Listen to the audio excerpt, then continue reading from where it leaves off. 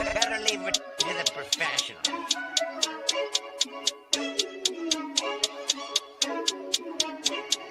Blessed by Gandhi, blah, blah, blah.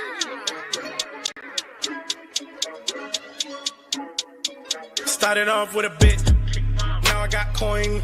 I see where y'all going. Been poppin' since Web 1, hella hoes on Web 2. I was living a dream, now I'm on Web 3. And it is what it seems, topping the pyramid schemes, I'm telling you. I'll sell you a percentage on Nebula. Shout out to Vince, yo, set it up. Surfing on the web and I'm shooting at 3.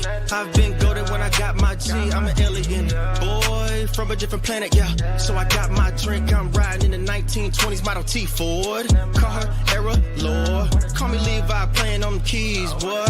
And I'm about to put my gloves on. If I said it, then I meant that. Yeah, I like that one, I'm about to get that. Crash that whip for the drumsticks, whiplash. I'm about to get them all. Are you with that? In a white boat, surrounded by blue. I want one, but I got a cop too. I wanna fly high in the sky, arms out wide, trying to soar from a bird's eye view. I'm on fire, Ricky, Bobby, cracking the pavement, Whitney, Bobby. I'm a Saki bomb, Hiroshima, Nagasaki. Bruce Wayne been a dog, and I keep it 101, cause I'm feeling kinda spotty. You sipping on some rock, and I'm sipping on octane. The only thing around my neck is the Started off with a blockchain. bit, now I got coin. I see where y'all going. Been poppin' since Web 1, hella hoes on Web 2. I was living a dream, now I'm on Web 3. And it is what it seems, topping the pyramid schemes, I'm telling you. I'll sell you a percentage on Nebula. Shout out to Vince, yo, set it up. NFT, Twitter, blockchain. Seeing with the ghosts and we ballin' like the Brown James. Crypto. We can make a trade, get the memo. Reviews not falling for the FOMO. Listening to Coffee with Captain. You know we worldwide, they loco. I ain't never gonna stop rapping. Orlando, yeah, we working magic. We rocking Ethereum entities. I just went and caught me a half base. Man, I got a shout out Started to off with a 40. bit, now I got coin. I see where y'all going. Been poppin' since Web 1, hella hoes on Web 2. I was living a dream, now I'm on Web 3. And it is what it seems, topping the pyramid schemes, I'm telling you. I'll sell you a percentage on Nebula. Shout out to Vince, yo, set it up. Breaking the mood to choose one, but they got knowledge to move, son. I'm shocking in shades with my brother in shoes. Yeah, them blues is coming. Even though it's hard to pick, eeny, mighty, mo, soda on the mix, no biting lips, it's time to go. Index number 1, no thumbs up, you gotta scroll. Looking at the ghost in studio, it's time to go. Had a helmet on by myself until I met a mask that wanted to have a face off. Had to bring my chainsaw, full tank of gas in the drive with my brakes off. I'm A1, but a different kind of steak sauce.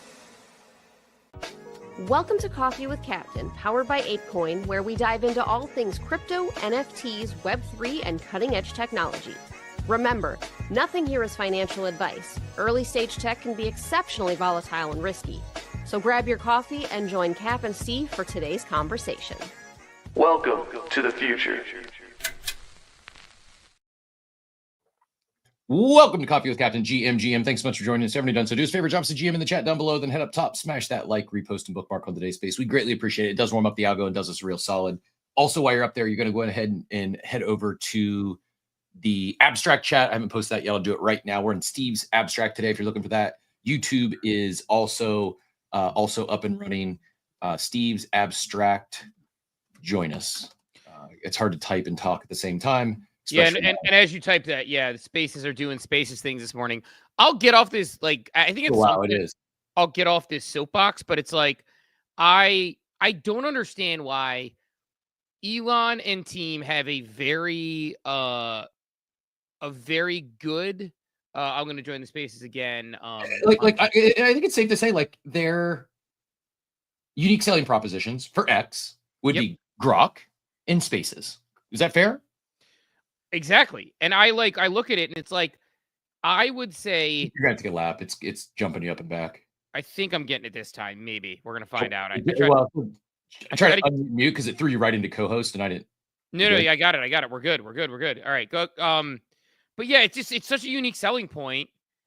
And, you know, like, and it's like the video and the spaces themselves aren't really prioritized or put, I would find a way to make them front and center because you're trying to make it a distribution channel for podcast content, etc. Like, this is such a, like, the power of spaces is insane to me. Like, it's the best. It's the best lot. Obviously, we're biased, right? We stream on YouTube. we've never done Kick and Twitch, so I guess we're not qualified to really make this statement. But I think it's the best place to host a live show because of the ability to interact with the audience, not just via chat, but to bring them into the conversation. I obviously prefer it as a host and as a active listener and a participant. Like, I don't jump in every space I listen to. I don't jump up on stage. I probably should do more of it, but it's enjoyable. Like, it is a really unique platform they have. I'm shocked that others haven't attempted to, like, why didn't one of the giants buy Clubhouse? Explain that to me. It doesn't make sense to me. It's like how many times are you listening to a podcast and you're like, oh my God, I have this awesome question or this awesome thing or this awesome whatever. And like, I would love to jump into some of the sports talk. You know, it's like, we grew up on that sort of like sports talk radio.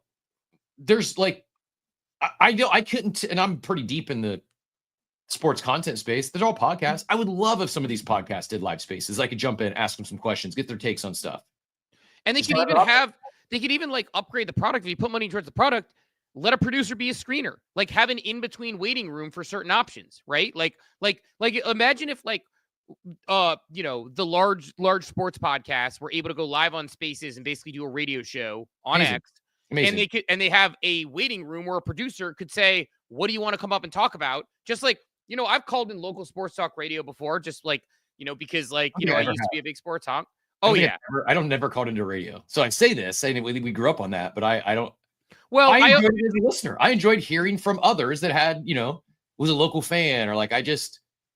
Well, and yeah, you get the best thing because you get raw fans from the tap, right? So like, okay, so I'll give a thing that'll make people judge me maybe. After OSU caked Oregon and caked Tennessee, I found the Tennessee and Oregon talk radio and I just listened in to watch the fans just melt down, right? But it's like that's such a Steve Buckeye move. It is. It's funny how like I'm like such like a nice, like I really am, like people will tell you get more joy and commiseration over Ohio State football than anyone I think I know. And I know a lot of Ohio State fans. I don't know if any of them get quite as much joy and get as down as you do about Ohio State football. It's the only thing where I feel something still. It's the only thing that lets me feel something still. Like that's why I was so disappointed when I don't do anything in crypto anymore. Like my Hyperliquid account, I feel nothing, and it just went from. I mean, I don't have a ton of capital over there, but it's went from like was solid 4 figures up to solid 4 figures down, and we're just riding. Like I don't feel anything. Like it's I pay attention to it, but I don't feel anything, and I should. But my brain is just broken. Like I could burn a couple grand on a football Sunday and just like go bust and go 0 for my DFS slate, and all right, we're back next Sunday. You need to find something that gets you in the feels. Absolutely. By the way, Finder Found has correct not only on that, but has that PFP that when you look at it, it looks like that ball's spinning, I believe. I've seen that, you know. But no, man, it is crazy. Like it's the only sport. I talked to Bunchy about this. By the way, Bunchy, dead serious. I know hopefully you're feeling better. I know you're out there. I think I want to try to swing that Penn State Oregon way. I'd like to go. Oh, you're thinking Penn State Oregon. I think we should do Penn State Ohio State. Ooh, that one makes me nervous. I don't love doing big games. See, I don't love doing big games in person outside of here's my thing. I am a fan of I went to the playoff games, obviously. I went to Tennessee. I knew we were gonna cook Tennessee. I went to the national title game. We've been boat racing everybody, feel good about it. For whatever reason, I like to watch big games on the comfort of my own couch with just my family who can watch me scream and yell. Like you should have seen me pointing at the Texas fans who look sad when like the return happened by Jack Sawyer, just being like, like, and Travion Henderson's run. Oh my God. Like I'm not made for live sporting major events. There are times I'll go to the big ones, but like I personally would rather watch Penn State, Ohio State with Bunshu in a controlled environment than I would to go to Penn State, Ohio State outside of the atmosphere surrounding the game. Von Frutten's going to join you. I was going to say, yeah. But it's hilarious how he's decked out in PSU gear. That's how you know who the big boy is in the Ohio State in the Big Ten, by the way. That's how you know who Big Brother is. The fact that he said I'll drive to PSU and dress out in PSU gear for solidarity. That's how you know who cooks everybody on a regular basis. Like I remember like Ohio State carries the flag for the Big Ten in the playoffs. It carries the flag for national titles. They're the only ones who win national titles without cheating to get there. And it's like they'll like, I mean, Daddy will continue to babysit all these kids until we get some bigger things. But yeah, I guess Ohio State football, and then we can get probably a few other quote open topics, and then we'll get into real Web3 news today. But when is the last time you saw a wide receiver anywhere, let alone at the Ohio State University, get the quarterback treatment? I don't know if you've seen like the Jeremiah Smith videos recently, like he's doing some signings and stuff. The guy is the king. Like he is him, and he's getting like Heisman quarterback type attention at Ohio State as a wide receiver. I can't remember. Like, and they have had amazing wide receivers. Like I saw a stat on NFL touchdowns by college, because everyone talks like, oh, LSU or Ohio State, who's wide receiver you? Ohio State wide receivers in the NFL have scored almost 2 times the amount of touchdowns as any other college. Like they've had dominating wide receivers, and I can't ever remember anyone getting the treatment that Jeremiah Smith is getting as a freaking sophomore. I think he's winning the Heisman this year, Steve. I think he's got a solid chance. I think there's some other dark horses. There are. If Julian can get him the ball, I think he's winning the Heisman. Oh, I think Julian's going to get him the ball no matter what. All right, because I think, look, I mean, Nick Saban wasn't looking at him for no reason. I mean, Cade Klubnik's up there. I'd say Arch Manning is obviously, if they win that first game in Columbus, that's going to be. Did you hear that? He basically corrected old man Arch. His grandpa? Yeah. Imagine your grandpa. I don't know why he would say that. But I mean, look, you know what? The Heisman runs through. The other thing is the Heisman runs through Ohio State, I would say, by the way, because 1, you have Jeremiah Smith. 2, Arch Manning, if he wins, is going to be the front runner. Drew Aller, if he beats Ohio State, is going to be in the conversation. Yep. Julian Sane, if he cooks, is going to be in the conversation. Like, and then maybe I still think Jeremiah is just too big of a talent and a personality. I think like I don't see anyone. Hard for me to envision Julian winning it with Jeremiah on the team. He may set himself up for a future Heisman, but I still, if Julian has a year to win the Heisman, it's going through Jeremiah Smith. You want my best bet on Heisman, and then we can talk about dates and flow tanks, or we can get right into stuff. My best bet on Heisman, if you're looking for odds, personally, I'll just put it out there. Jeremiah Love, Notre Dame running back, went to the national title game last year. Everyone's like, the Echoes are back. They got a friendly schedule this year, and a lot of people feel like they're juicing up Notre Dame again.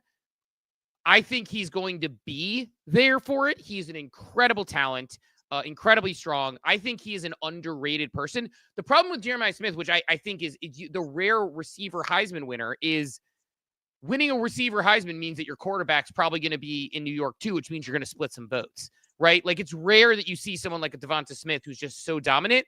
And OSU, they got like 3 guys with, him, Tate, and Innis that they can get the ball to who are going to do well. So it's like, and, Jamani Thurman on tight end. So they've got a lot of targets. So it's hard to get to New York for the Heisman ceremony without your quarterback getting there too. Not saying he can't do it. I think he's absolutely talented, but yeah, man, it's something. But Drew Aller beats Ohio State, he's in the conversation. Arch Manning beats Ohio State, he's in the conversation. Like, we're going to know week 1 who the Heisman frontrunner is, and it's going to be interesting to follow. But yeah, I mean, it's I agree with Dobbin. Steve listening to losing teams fans crash out on radio is just absolutely diabolical. I said it is just perfect Steve plus Ohio State football. I love it. It's the only thing they were like. I try to explain this to people. Ohio State football is my single place I go to be an irrational, just pain in the ass, like who has all the emotions. It lets me experience something. Everybody has the different thing that gives them the feels. For me, it's like I line up on Saturday. Ooh. I have a few pops and we get going. This is okay. So we can actually make this actually actionable, not just random cold open nonsense. We can make this actionable alpha this morning. As always, I didn't finish the cold open there, or the intro. I'm Cap, Joe Co, Steve. Never any financial advice in the show, whether we're talking crypto, NFTs, meme coins, futures for Heisman winners. We're not financial advisors. We're also not sports analysts. We're Ohio State homers. So take everything we say with a grain of salt. Don't follow us for any financial advice. Just join us for some fun, some information, education along the way. If you like some player takes, we'll give some of those as well. On the topic, however, and then we will get to a few other items here. I have 2 topics here. One, Kalshi, this is our current Heisman odds. Arch, Cade, as you mentioned, Jeremiah Smith, number 3. I was going to say Nuss I thought would be higher. I mean, they're all basically, these top 5 could change likely will change after week 1, because either either Arch is going to be 20+% or Jeremiah Smith's going to flip him, would be my take. You're right, though. Julian is going to he's going to steal some votes. He's up to 8% already. The play probably would have been to put some money on both Julian and Lincoln, the other guy was in the running before one of them got named. Yeah. He probably could have gone on both less than 1%. It was always going to be Julian Sane. That was like known. But yeah, my other point here is new alpha, new news is if you like love, that might be the play now. I'm not saying it's like he's going to win the Heisman. It's one of those like smart money plays the way I see it, where it's like I'm the hack who listens the same way on crypto Twitter. When you stay locked in, you see easy coins and things when they launch, which, I know we weren't locked in yesterday, perfect example, but it's like, I'm relatively locked into like the under the current sports conversations, and Jeremiah Love and Notre Dame are getting all this like, sort of like I think I got to look at their schedule. And I know, again, we'll get into like plenty of news or whatever, but I believe when I looked at their schedule before, it was like, pretty favorable. Like if they got Miami and then A&M, and then outside of that, it's just a bunch of tomato cans. So he's going to have big numbers. And if I just like, he's going to be in New York. So like, you're basically betting on somebody who is going to have big numbers, going to be in New York.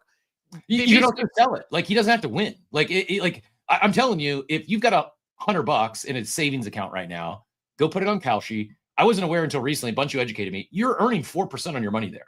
Like, you can place a futures bet and earn 4% interest on it. It's pretty amazing. Like I said it last week. I believe all sports betting, DFS, fantasy, it's going to come on chain because of stuff like this. Also, the thing I want to share is this is now linked. You can link your Kalshi account with your Billy Betts account. I need to deposit some cash today, and I'll probably fire on this market as well. But I absolutely love. I know we can earn a lot more than 4% here, but 4% is a hell of a lot better than 0. I'm earning 0 interest on all my underdog lineups. Yeah, I agree. Like, we've been saying this for a while. Like, to your point about crypto, and maybe, I don't know, we could even save dates and flow tanks for tomorrow, since I know we're at 8:15. But well, go ahead. I got one thing. Just a high flyover update, because I did share it yesterday, not date related or nonsense, but actually business related. So we'll hit that in a sec. Oh yeah, I'm excited for that update. I was just actually hit that update, because I think the crypto comment you just made should drag us right back into crypto as far as like stable coins and what they mean. So great meeting yesterday. I think I found my potential partners in the Kava business. May actually be listening to the show as we were, we had some small talk at the end, and asked when I could meet. And I mentioned I pretty flexible inside outside of 8 to 10 or 10:30 a.m. weekdays, and immediately subscribe to our YouTube channel, not on X, but subscribe to YouTube. So might be listening today. If so, hello, welcome. Thanks for joining. Don't take anything I said, don't think anything I say here seriously. It's a character I play on TV. You're going to be like, we were going to do business with you till we got liquidated on a short that you recommended, 25X on this thing called Hyperliquid. I don't even know how to get my money out. Like, it's like, yeah, it's, and they're like, what was this Mount Rushmore you guys talked about? Anyway, go ahead. But real good meeting, hit it off. And I think I'm going to meet with them again, maybe Saturday, definitely again next week, if not Saturday. And I'm excited, man, because part of it is, it's in my wheelhouse, something I've done a few times in terms of scaling a retail brand, and they've got the product and the supply chains, just not incredible product. So it'd be fun to help scale a brand. And we didn't even get into like loyalty programs and stuff. They're using something today, like I think it's just Clover's baked in loyalty program into their point of sale. But you better believe if I do this, brand coin's coming. Dude, I love the thinking here. And by the way, kind of a couple people being like, oh my God, poor Cap, worlds collide, people coming in. I remember when I couldn't do like potential like outside people listening into this show. It's funny because like I remember the day I was remember when BZ had a Rolex in the claw machine? Mm-hmm. I had somebody, my daughter's friend's dad. We were like at a thing, like one of my good parent friends, like one of the ones who went to Hilton Head with us, come up to me and just be like, so did you win the Rolex? And I was like, or he's like, did you get the Rolex? I'm like, oh man, I'd love to get one day. He's like, no, I mean from that claw machine. I was like, oh, and like it was like he's like, and he genuinely like, this is the one who bought the Bitcoin ETF I think, listening to our show and listening to me, and it's been the best performing asset in his portfolio over the past year, because he doesn't own like Nvidia stock or anything like that, as far as I know. And so like, it's like, it was just one of those things where you have those worlds collide moments, but it's nice because he's a genuinely good person, genuinely smart person, and genuinely interested in figuring out how to beat the market and open-minded. Whereas like a lot of people I talk to, like, or one friend said, I actually love this guy. He's actually one of my faves. He's like a very like challenge the premise person. So if you bring up anything, he's gonna fold the other side of it. So like, I just stay clear of crypto because I'm like, I don't, it's gonna get into a deep debate. But yeah, man, I'm excited for you. I think that's really cool. I think it's good to get the trad business going I potentially. mean, it's early. Maybe nothing comes of it, but I bet on people, and especially if I'm going to partner with someone, I have to have alignment there. Like, it's non-negotiable for me. If it's someone I wouldn't enjoy working with, or they give me bad vibes, I would trust my intuition and I'll just move on. But I've been very impressed with their culture, the experience they deliver, and that starts at the top, in my opinion. Like, yesterday was my first time meeting one of the owners, but it was the people they've hired and then retained. It's hard to hire and retain good people in small box retail. It's just everyone there is like, very good. And that was just my priors were confirmed. So yeah, excited about it. We'll see what comes of it, but not to get ahead of myself, but yeah, I'm not joking. A brand coin will be coming if we do it. So Thomas, appreciate the support. Yeah, no, excited, man. I'm excited for you, by the way. Be Epic, thanks for the tip. Von Front, and thanks for the tip, by the way. No, man, excited for you. I mean, it's like, to your point, like, it's so important to work with people that you can work with on a regular basis, because the easiest, by the way, the tough conversations, the important, like, all of those things need to be very, very real. And if you work with people, anybody who's worked in a corporate environment knows this, like, world where, like, there's this surface level understanding, but somebody's pissed off about something, or they're feeling some type of way, or somebody's in a good mood, or they're planning, or whatever. It's like so important to have good people you're working with, people you enjoy working with, because you're going to be showing up every day. And as I've learned in like entrepreneurship, especially, you need to be super selective of those people, because you're spending way more time than, it's not like 9 to 5 and you shut it off and you don't like your coworker. And so, those things are critically important. But yeah, man, stoked for you. You've been having the itch for a little bit, and it's felt like this sort of retail thing. Like, I feel like a couple times over the past year, like, we had the board shorts, you kind of looked into the honey thing as far as that goes. And you were like, definitely like, which, got me into honey, by the way. You were a gateway drug into me getting into local honey now, which I didn't know all the stuff about. But it was like, I remember you got into honey, you knew everything about honey and taught me everything about honey. You're getting into like, it's like you've had this itch and you go deep on things when you do it. And so like, Kava is something you've been talking about for a hot minute now. And so, I also shot my shot with OSF yesterday, same topic. So we'll see. He got back. It was in 2 shots. The first one was congratulations on the launch, and I'm going to apologize in advance for the long DM I'm about to send. But he quickly got back to me on the congrats. So thank you, really appreciate it. And haven't heard yet back on the deeper conversation, but we'll see. As I said before, even if like, I'm open to that whole thing, whether there's some REKT alignment, like we sell REKT in the stores, whether if he's open to taking on an advisor role, me doing something with the REKT team. I put my money in things that I believe in, things I have conviction in. And it's not just capital. Like, my time is money.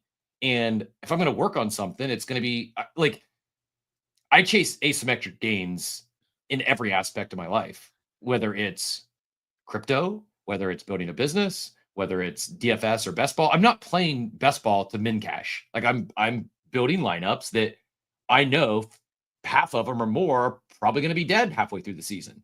But if I hit, I'm plus EV. If I make the finals, I've got a good, strong squad that gives me a chance to win in week 17. And it's just how I operate. It's not for everyone. Like, some people are much better just swinging for singles and doubles, and I prefer. I mean, chicks dig the long ball, Steve. Yeah, I mean, like, it's funny because, like, it sounds like when I was like, for years, there's this corny line of like, your time is the most valuable resource you have, yada yada yada, and like, you get older and you're like, oh, that's true. And where you spend your time and who you spend it with. And I'm very bad at making the decision that's best for me based on that. And I've gotten better about it in the past even few years. But I think that's a huge piece of alpha, though. That's very, very true. But Anyway, I was gonna say, like, bring us back to crypto. Got a few topics today. Obviously, we'll hit on the Kanye coin. I'm just gonna hit on it briefly because unless we have really like deep, I'm happy to go deep on it if you want to go deep on it. I think where we could hit on it. We're probably a good point to start. We'll give the high level overview. If anyone wants to join the conversation, if anyone caught it early, congratulations. If anyone opened a short as soon as it went live on Hyperliquid, congratulations. Full disclosure, I opened a small short this morning. I was late to the game, but I opened a short where my liquidation point's like 5 billion, and I just don't see it going back there. It's already, I think it's done. It may not go to 0-0 because it is Kanye, but I don't see it holding above. I don't see it holding above Fartcoin, above. I don't see it holding above REKT. Here is if you missed it, and then I'll let you give the. Here's the chart you're looking at, and Steve can give you the breakdown. I'll try to find a better chart too. Hold on, I'll be right back. Yeah, I mean, while you pull that, it's not even that big of a breakdown. It was like a lot of people are curious because Libra funds get freed up. Then all of a sudden, the Kanye coin drops immediately. There's drama going on crypto Twitter amongst the people who are Libra funds getting freed up. By the way, is Hayden Access basically got his $56 million unfrozen, which is apparently crime was legal. Like they weren't kidding. It was crime season and it's legal. Like it's mind blowing to me. Same. I don't feel it, and whatever. I'll live. It's fine. I don't care. But it's not my game. I mentioned at the time, I'm not a meme coin player, person who plays a meme coin game. Not a person who gets down on that. It's not my job. It's not my journey. Other people, it's fine. I missed the launch because I was busy with a couple of IRL things. I think we've talked about the ability to work in this space when you have other things going on with family is actually much more difficult, or life or other. So, if I was in my 20s grinding, I would be here every day creating another piece of content, eyes on the keyboard or eyes on the monitor, just having a chance to do it. So I missed the drop. By the time I saw it, it was north of 2 billion. And I was like, I'm not going to play around in this game. Ran a little bit longer. I think it ran to about 3 bill, dropped down to wherever it is now at 1.5 or something like that. And, I mean, it's not it touched 3 bill. And then as soon as it hit 3 bill, it was almost as if it was a coordinated sell off at 3 bill. Not saying that's what it was, but knowing you go look at the bubble maps, go look at, likely the usual suspects. I believe that, anyone who bought here, including Arthur Hayes, an respected OG in the space, that's what's disappointing is people like Arthur. And this isn't a shot at Arthur. He bought the Pico top, tweeted about it. And it's like, come on, man. How many people did he get wrecked? And I know everyone's responsible for their own decisions. They click the buttons themselves. No, Arthur didn't put a gun to anyone's head. But it's like he should know better. And I maybe it's a different tune if the thing rips up to 10 billion before they rug it. But this looks like a rug to me. I was on a real date with a real woman last night, so I don't. I missed the entire thing. It's my excuse. I also get quote tweeted by Lil Shid and missed that. So that I pinned that post up top. It was I got an actual real organic reply guy. Did Cooker yesterday. I don't know if you saw it, but Daniel Got Hits had a post where he was talking about he had sciatica, had some back issues, and been gone to doctors for months. And long story short, he posted about it on CT, and I think his words. I should probably pull up the post so I'm not misspeaking here, but his words were something like some incel on crypto Twitter suggested that I just hang, and kid you not, within here's the actual post. Be me. Agonized, pinched nerve in my glute for 6 months. Tried everything. Spent thousands on PT, acupuncture, cryo. Depressed. 80 milligrams of ibuprofen daily. Can barely walk some days. CT Anon says, hang on a bar for 30 seconds. Spine unlocks. Pain instantly gone. WTF. And then this was the thing. Sciatic nerve pain in my glutes. Worst thing I've ever experienced. Is growing man with dozens of sports injury. Surgery says absolutely excruciating. DGen V2 says, I had this shit so severe I couldn't actually lift my leg. I tried most things, even cortisol injections in my spine. Thought I would never actually be able to run again. The one thing that saved me was a pull-up bar. Literally just hang for 30 seconds, let your knees hang. So my response was naturally never fade CT unless it's regarding consensus around price action, then do the opposite. And this is my best tweet of the month.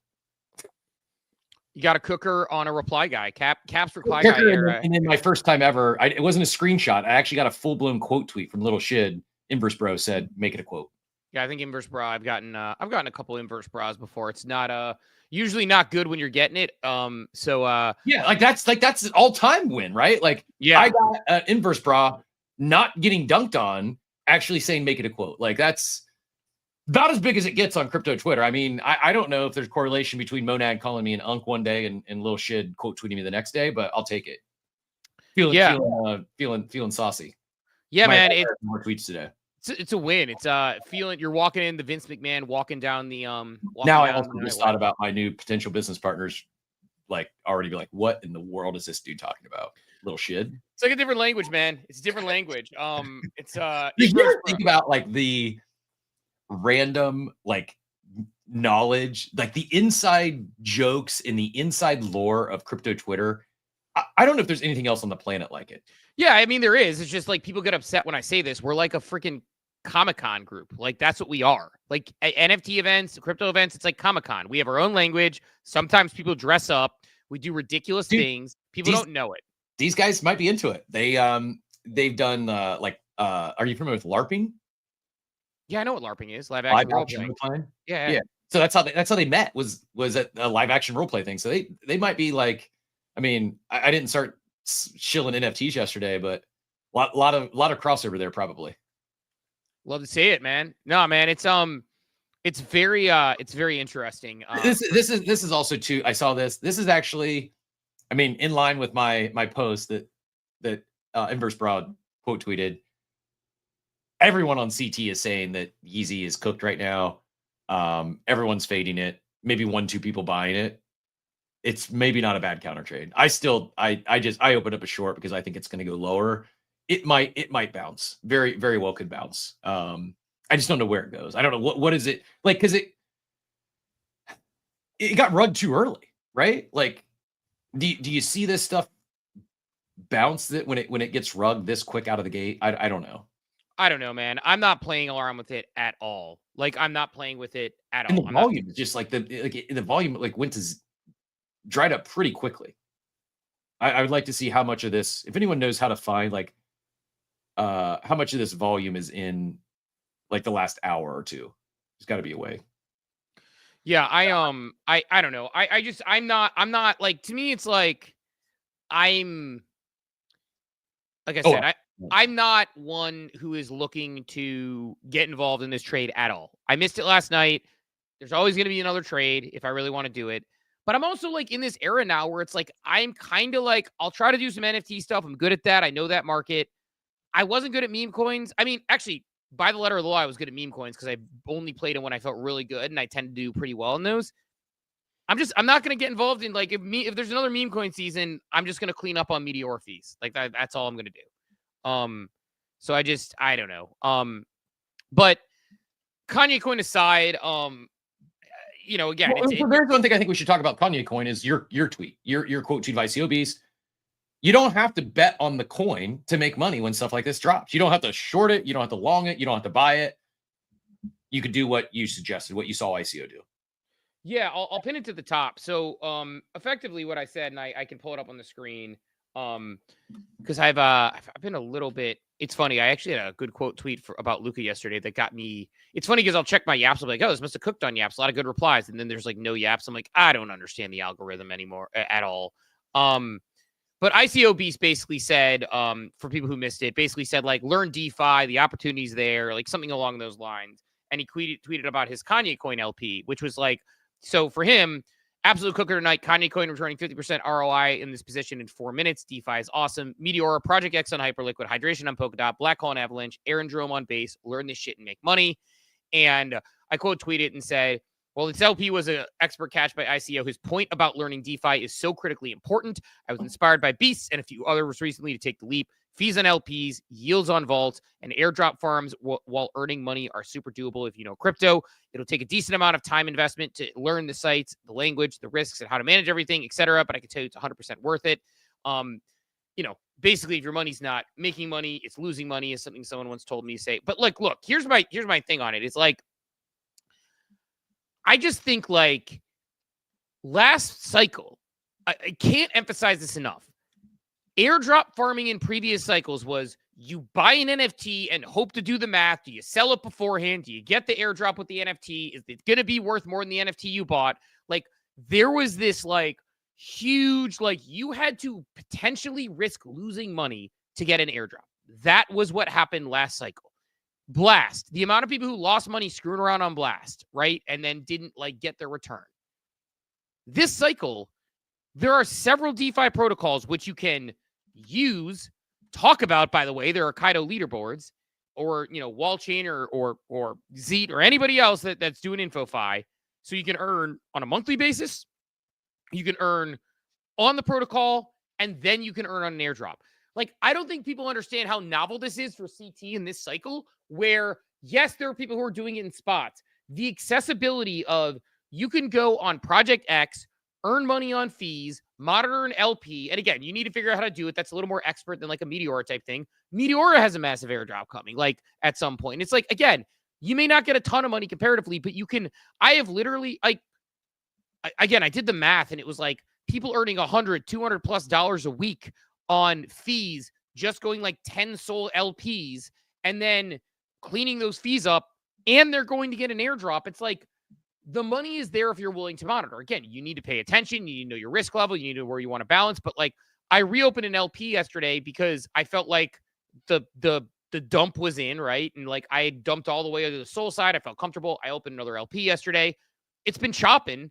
My LP position is basically moved 0.9 SOL in one direction in 24+ hours. And, you know, it's collected fees. And it's like, you can sit there and clean them. And so like, I am opening some, I have been meaning to open some PJX fees, but eventually there will be an airdrop. I'm not expecting a ton of money, but you can earn money on fees. You put your money to work for you.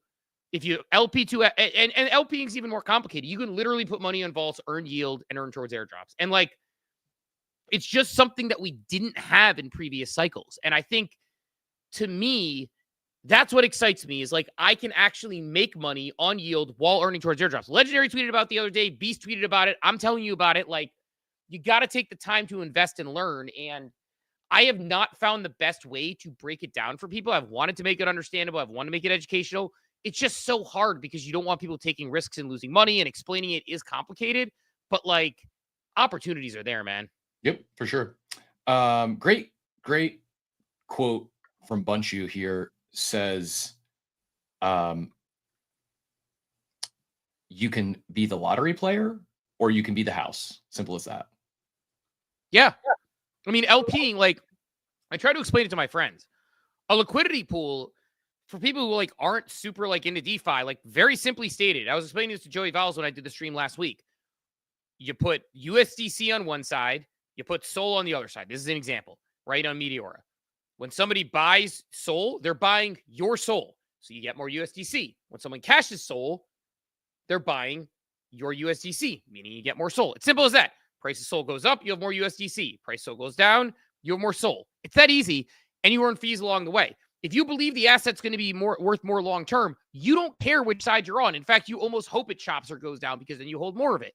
And so, you know, and when there's chop, which is the general way crypto moves most of the time outside of those parabolic moves, you just sit there and earn fees. And like, it's like, you are the bank. You are the bank offering the money, and you're collecting the benefit. Very topical. Just came out this morning for anyone that is wanting to get into this more, and especially those ape chain enjoyers. A great explainer video from Simple Farmer, who is a DeFi wizard, just recently took the head of DeFi role at ApeCoin. Has a video on how to create an LP position for Ape on Arbitrum 1 and tap into incentivized Camelot market maker rewards. That's pinned up top for anyone that wants to check that out. Yeah, I'll like I said, I it's probably on me to do some videos on this. I've had this situation recently, by the way. You talk about like the family stuff. I've literally had Saturday and Sunday stuff family related for the past probably month and a half, it feels like, and I just don't even have free time to actually like do the things that I want to do, which is fine because I make that trade-off every time. But it's like, you know, it's but I'd love to get some of these filmed into videos, like even just Meteora LPing. It's like a very obvious, easy one to talk about. So I want to kind of chat through that. But yeah, man, it's it's there. And I think like people learning it, it's so important. And like, it's hard because I remember even when I was learning, I'm like, so wait, I have to do 2 sides and what's a bin step when I was looking at like Meteora, and like, it is approachable once you learn it. It just takes some time. But Joy Vowels, I see you have your hand up. Go ahead and get in here, GM. Uh-oh. All right, I'm putting it in the ear. Sorry, Joey, 1 second. Joey, hold on 1 second. Spaces, which worked yesterday, didn't work the day before, is not working today. Literally no changes. No, I haven't touched. I wasn't, I was busy all day. I haven't touched anything here. It's mind blowing to me. Cap's got business deals and dates in heels, and he's sitting here getting this thing. All right, Joey Vowels, I'm gonna put in my ear. Go ahead. Try to keep it like I would say, like try to go like 30 to 40 second chunks, and I can translate for stream people. You're good. You're good. Yeah. I can hear you in my ear now, but try to go 30, 40 second chunks, and I can translate.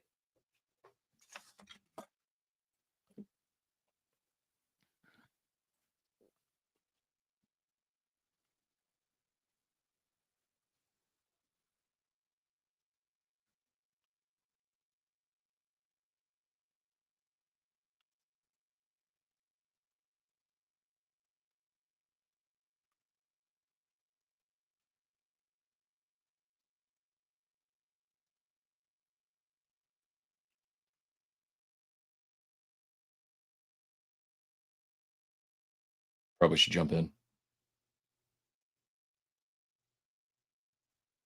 I appreciate that, Joey. I appreciate Joey saying this. So Joey basically just said, like, he came on stream with me. He felt like it was really easy to understand when we actually I showed him how to LP on Meteor and some of the other things I was doing. Very much appreciate those kind words. And he's like, you should keep doing that. So I think my goal is to like at least film an LP video. At some point, I want to film a Katana video just because it is the most user-friendly vault that I've used so far. I want to talk about some of the other rewards I'm working on because, I am working towards a lot of things. And to the point that, like, you made, Cap, it's like your money is making money while you farm airdrops. Like, these like, if we enter a silly season, which a lot of us think rate cuts, even if they don't come this month, they're going to come. Next month, I should say. They think they're going to come. Rate cuts come, silly season commences, airdrops come. Like, there's a chance to make a lot of money on airdrops as these things come through. And like, it's just one of those things where it's like, hold on tight because we got it coming down. And I don't know. Like, I think you can, like, yes, like right now we're seeing some NFTs cook on OpenSea, which is exciting when they're doing some launches, right? I've seen a couple launches that have cooked a little bit. I think Malo, which I actually really like the art for, before reveal, cooked a little bit pre-reveal. We saw there's another one like the reactive shrimp or whatever. Like, things are happening and they're doing well. And I guess, like, again, for my money, it's like there is opportunity that exists in the market in NFTs, but I'm so interested in the world of I'm just so interested in the world of actual DeFi now, and I'm getting increasingly close to doing more and more in this world, and like selling a lot of my JPEGs to do it, because I think there's going to be some printers, and we know Moonbirds. I'm obviously holding my ape to go to Ape Fest, and I think there's some interesting opportunities there. But I've got alpha on that when we get a minute. Before we do that, it's speculation. Joey, saw your hand go up. Go ahead again. Jump in real quick.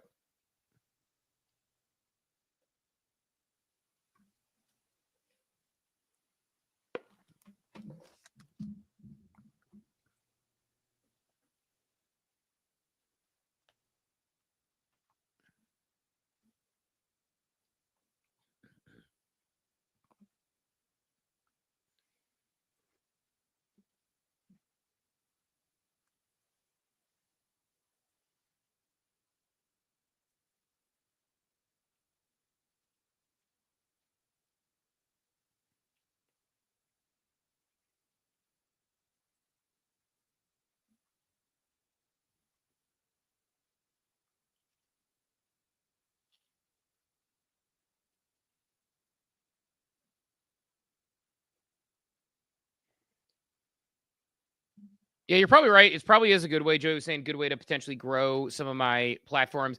I'm honestly, like, right now, I'm in such an impasse where I'm figuring out a lot of things. And like, I think I'm close to getting a couple things done that are going to ultimately, help me continue to do what I like to do in this space. By the way, as always, Coffee with Captain, people who want to sponsor, let us know. I'm doing some outreach, but we're always out there. But yeah, man, I like, that's the thing. It's like, I'm just like basically doing a thing where it's like, I'm having fun. I'm doing things I want to do. I have no expectation on timing and when I'm going to do things. Like, haven't had time to do as much long form writing, which I like to do.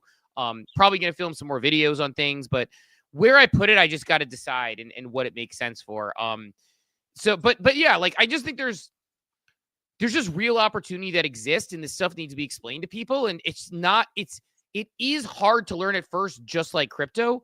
It's not as hard as people think it is, though, once you do learn it. And then once you learn it, it's like anything else. It's like you get the muscle in your brain going, you learn something new, and then you can figure out where you want to go with it next. So I'm paying attention to that. I'm looking at, like I said, I'm probably today, I would say this afternoon, high likelihood, I make some moves on Project X, because that's the place that I've not been playing around nearly enough. I know Mackie and Phonics and others are absolutely cooking on there.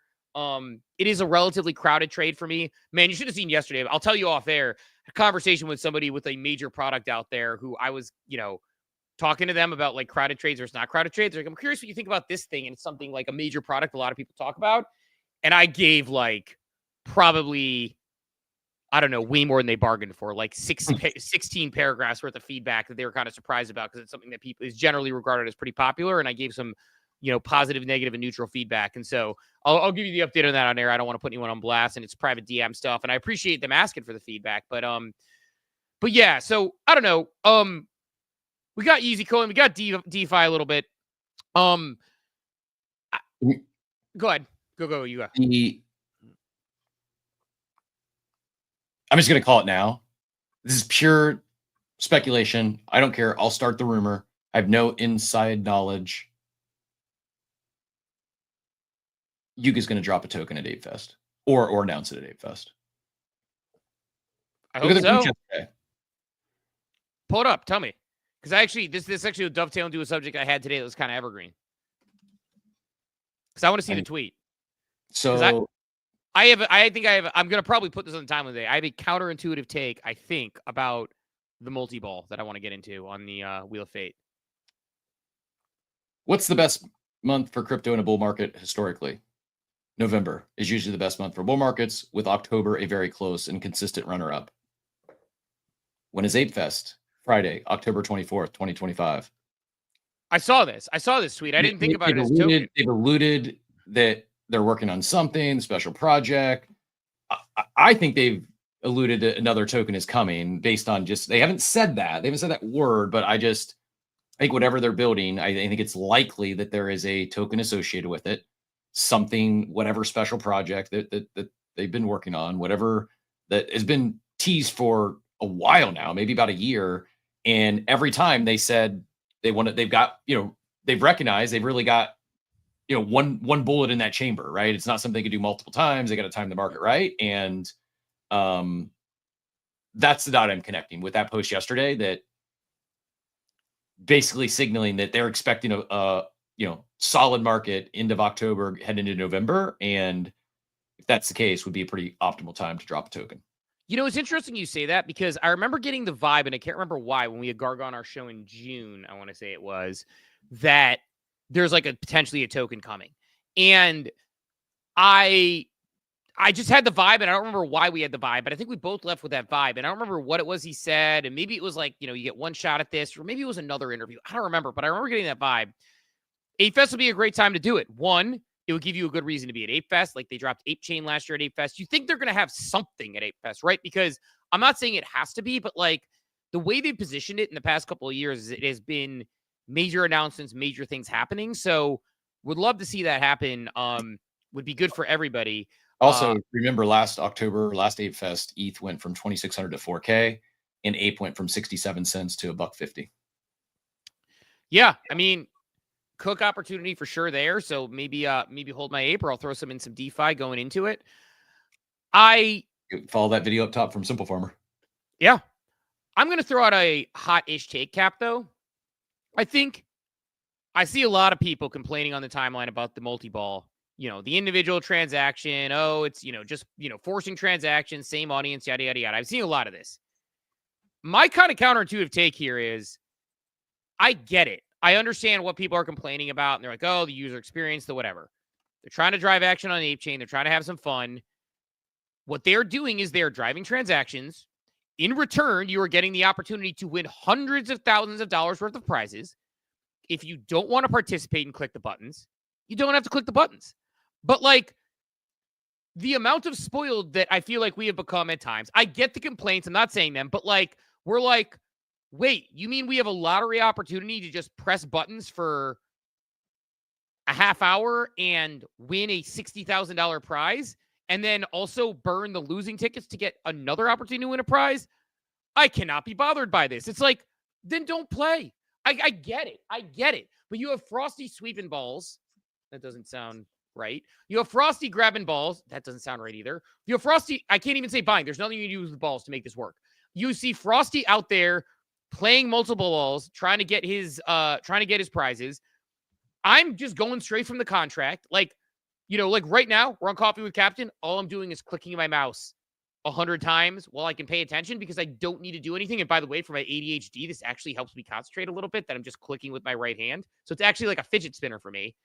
And I've done this before while I've been like talking on the phone with my mom or other things. You don't have to play. Like and I know, like, I get it. I understand the complaints. I'm not saying that people shouldn't be upset. Like, it's like, oh no, these invalid transactions. It's like the amount of times that all of people's favorite chains and products run bullshit for transaction volume. It's like, come on, like that happens. Like this is everyone does it. It's part of the game. It literally, it's like I don't take issue with like, yeah, I don't know. I don't have an issue with the, and I do think could be something else here. I think this is a great B2B product. I think, you know, we've talked about on-chain raffles work. It's just, this is, you know, now I've not been grinding the mints. I did the first day. I didn't mint any yesterday. I did, you know, like you said, the multi-mint 50 mints at a time now is live. I've not been grinding it like yourself. But even 50 minutes at a time, you need to click 50 times.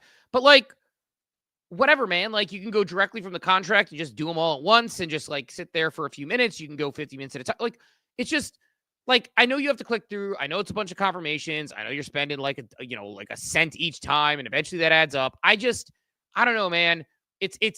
I get it. I understand people's complaints. I do think that, like, again, they have an opportunity here for anything that happens on Ape Chain to have, you know, sort of a lottery mechanism where they drop gold balls, silver balls, and they give things away and do this. Like, they could work this into everything they do.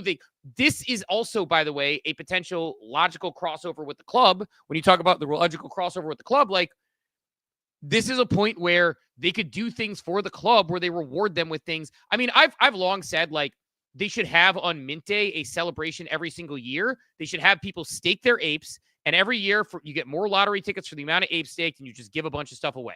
Like, I've been saying that for a while now. I still think Yuga should do that. Like, you stake your apes. Every day you stake your ape for, you get some sort of a lottery thing. The lottery thing eventually results in something and potentially other prizes. They do deals with partners to give people who have their ape stake, to give them opportunities to, to cook on that.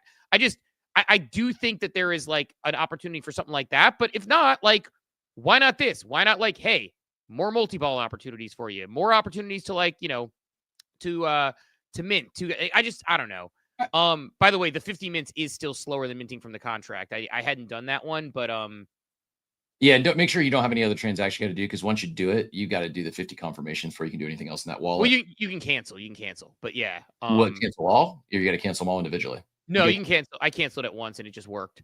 Okay. And just to share the other side and the feedback, because I do think this is valid feedback. And I said it earlier, I think anyone who won a gold ball, it would have been nice if they got at least something. Probably same with silver ball. The feedback is from Diablito. I put a lot of work in, time and money into season 1 and 2.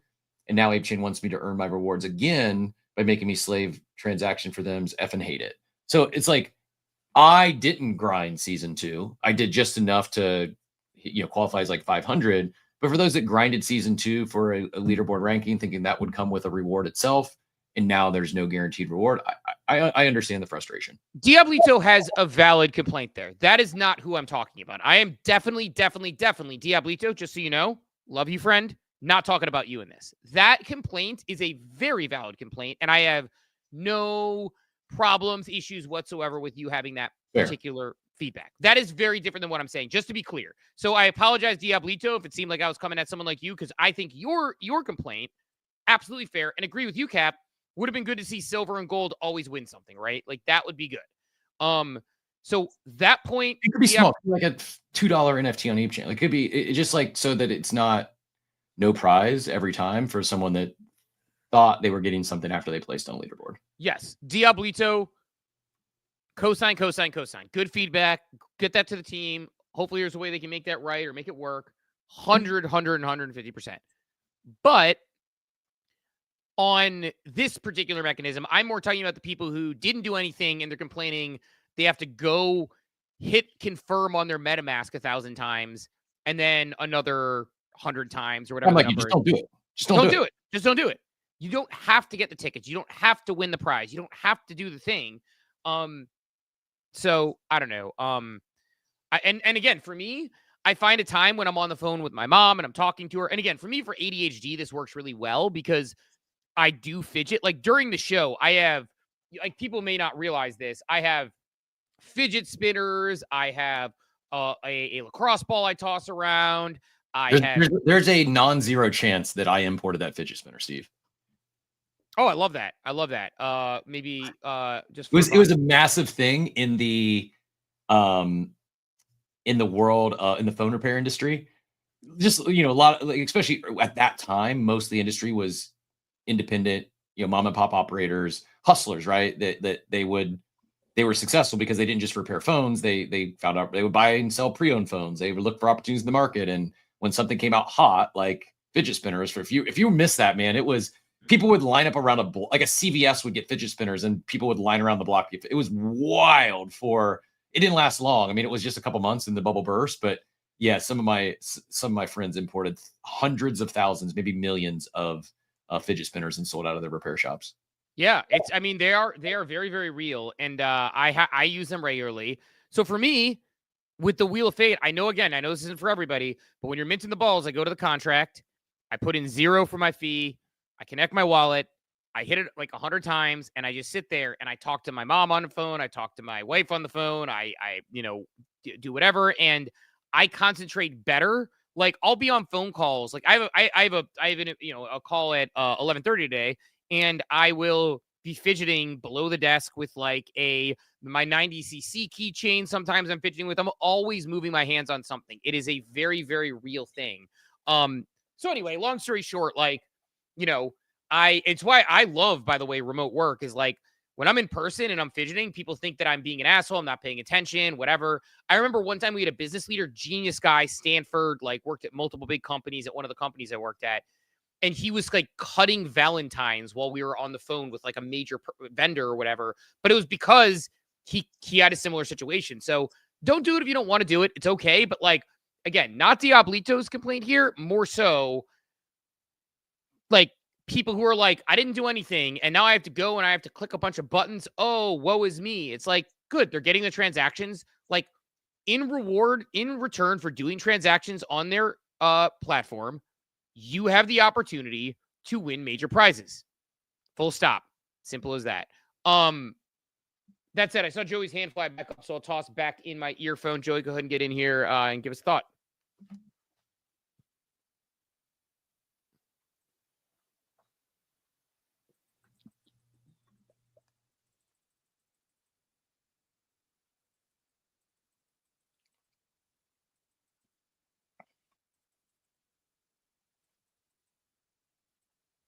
Yeah, I believe everything that they ship going forward is going to be on ApeChain and or in other side, likely both.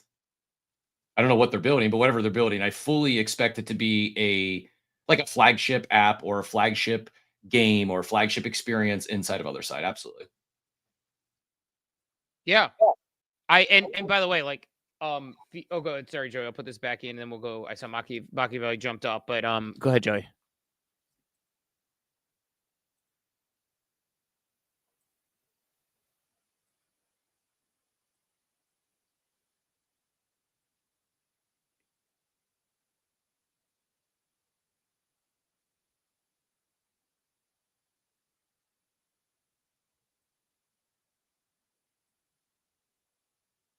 Yeah, so Machiavelli, just to get this in there, because I know that like people can't hear on stream. Joey was asking if other side is developed to the point where it could use an in-game token. Machiavelli says ape is the in-game token. That's my thing.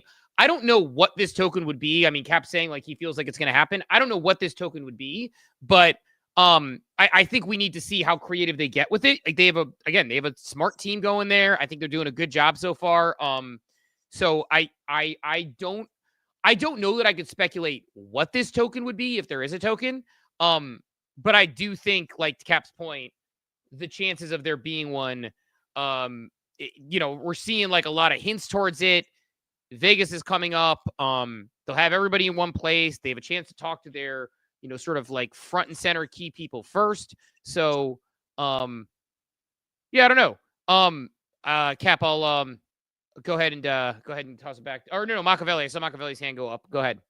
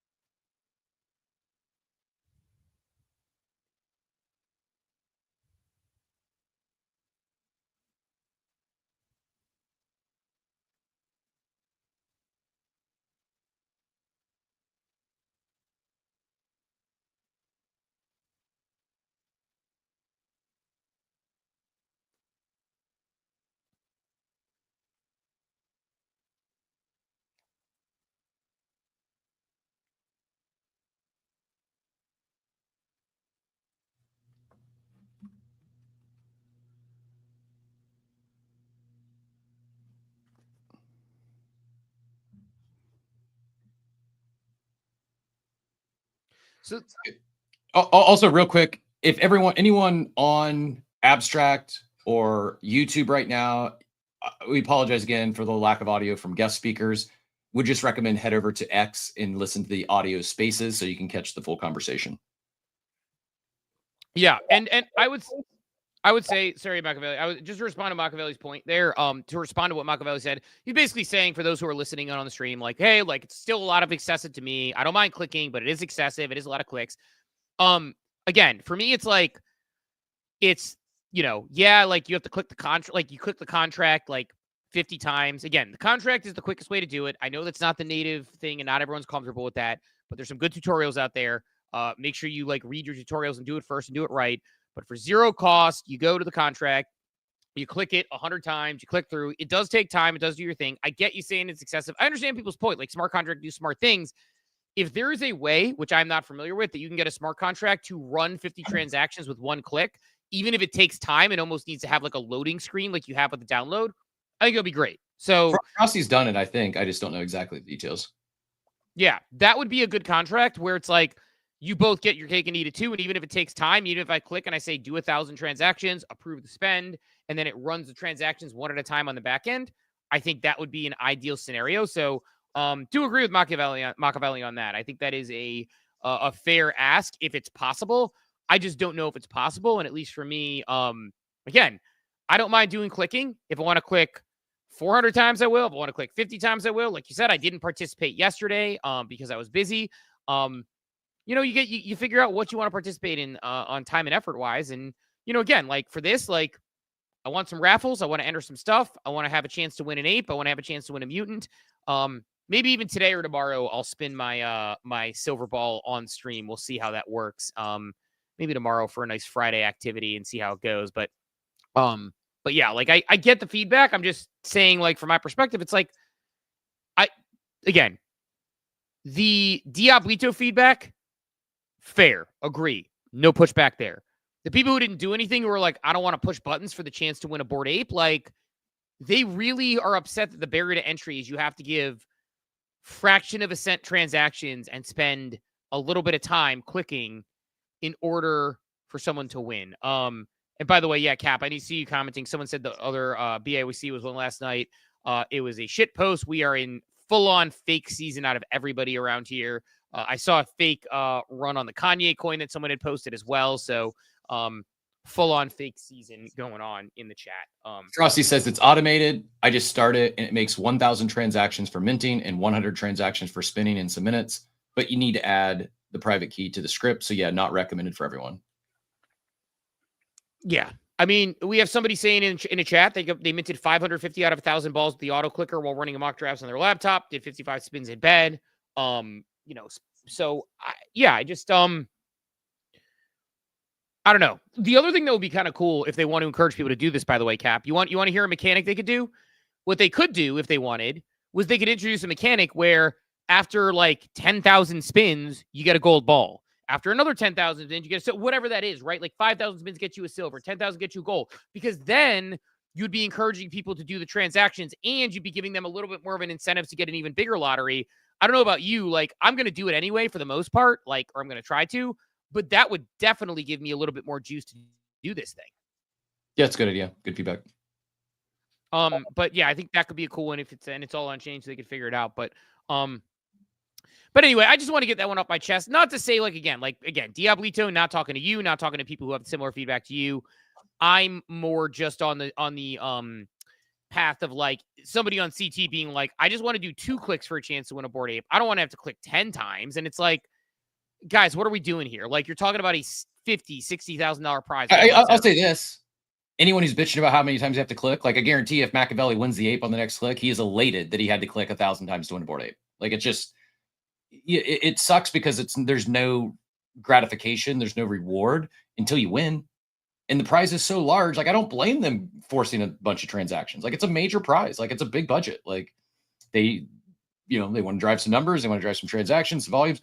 I also understand the feedback from some respected people that this is dumb shit. It's not real transactions. It's the whole intent is to pump transactions and volume on chain. And you're right. I agree. Yeah. But also to your point, welcome to crypto. It's that right. Yeah. And everyone does it. So if you want to compete in this space, you got to have volumes, you got to have transactions, you got to have liquidity. Like, don't hate the player, hate the game is my feedback on that one. Right. Like that was the one where it's like, I saw that and I'm like, welcome to crypto. Like that's like, the amount of like BS, like TVL things people have for airdrops. And like, there's so many vanity metrics that are like not real here. And so I don't know, man. To me, it's like, I'll play a little bit today. I'll be excited to play a little bit today. And hopefully I win the ape and I can go laugh all the way to the bank and say, congratulations to all y'all out there who didn't do clicking buttons. Bet you would click the buttons 1,000 times for that. Related, and then maybe we move on just to hit some of these other topics today. But in good positive news, another big announcement from ApeCoin yesterday. This I shared it, I pinned it up top, also shared on the screen. Special announcement: ApeCo is officially running back the ApeFest event support program with the help of ThankApe to activate community-led experiences throughout Vegas. Read on to learn how to apply and what we're looking for. Applying and intake for event submissions handled through Outreach. If you have developed an event plan you're committed to executing, reach out to Dilly, Jay, Baron von Hustle, Hodl, Shiband, or Illa for your next steps. Only apply if you have laid out groundwork for an event. We're looking to fund plans, not ideas. Expect to provide a detailed event deck, including venue, time, day, cost, breakdown, theme, signage, etc. Want to see your vision and cost. We will be supporting community-led events, not covering or managing them. Involved parties need skin in the game. Approved events will not be fully funded by ApeCo. And while we do our best to assist in resources, organizers must lead the charge. Please understand that submitting plan will not guarantee approval. We love you, but bandwidth is limited. We'll reach out to submissions based on need, availability, qualifications, discretion. You can always ping us, but process and approvals is a priority. Be prepared to commit to pre- and post-event checklist if approved. A program like this only works if organizers reciprocate our support with our needs. Funding will only be distributed to hosts who follow the rules. Be a good ape. Make it epic. We want great themes, wide range of subcommittees, and local groups represented. Creativity, and events imbued with the ape spirit. Give us the vision, brand the fuck out of it, bring the hype, make a splash. Event submissions will be reviewed by a committee and consisting of ApeCo and Yuga team members. We'll be working to make decisions as swiftly as possible and looking forward to filling up your calendar. I love this, Steve. I love how they make ApeFest a community co-sponsored event, a community co-organized event. And I think it's really well done. I don't expect them to do everything. I know there was some feedback, people upset that ApeFest only one day or maybe a few hours. There's going to be stuff going on I'm guessing from Thursday through Sunday, maybe even early. You can probably find a Wednesday event. You can probably find a Monday event if you want. And this is it. This is, you talk about building a decentralized IP. I think it should be done this way. I really appreciate the approach. And the other thing I appreciate is the fact they're holding people accountable. That it's not just, hey, send us your idea and we'll send you funds. It's tell us what you're going to do, and then we expect you to follow through and do it. And you know what? If you don't, I'm not saying be blacklisted from getting funds again, but probably like back to the no more dumb shit. Like, I really appreciate that they are seemingly managing their treasury with diligence and taking things seriously, and not just funding popularity contests, not just funding people that have a big reach or big following or can get a lot of impressions, but actually, man, it's almost as if they're running ApeCo like it's a real business, Steve. Dude, I had the same reaction. I had so many things, like, just because I was busy in the streets yesterday working on a couple things. I was busy, we both kind of had busy days, but that, like, so many things that I want to quote tweet, I want to talk about. That is a great, I mean, you texted me about that when I had missed that tweet, just didn't show up my algo right away. I love that. Like, again, seriously, the exact thing you just said, where it's like, look, we're not just handing out money to run half-assed things. We want to see real events with real opportunity and real potential upside. And I think that them doing this way is how I mean, I couldn't agree more. In fact, I have I have some thoughts on some things to do. I actually have some thoughts on some people we can work with that we've talked about working with that can make it even up-leveled, and how we can fund it.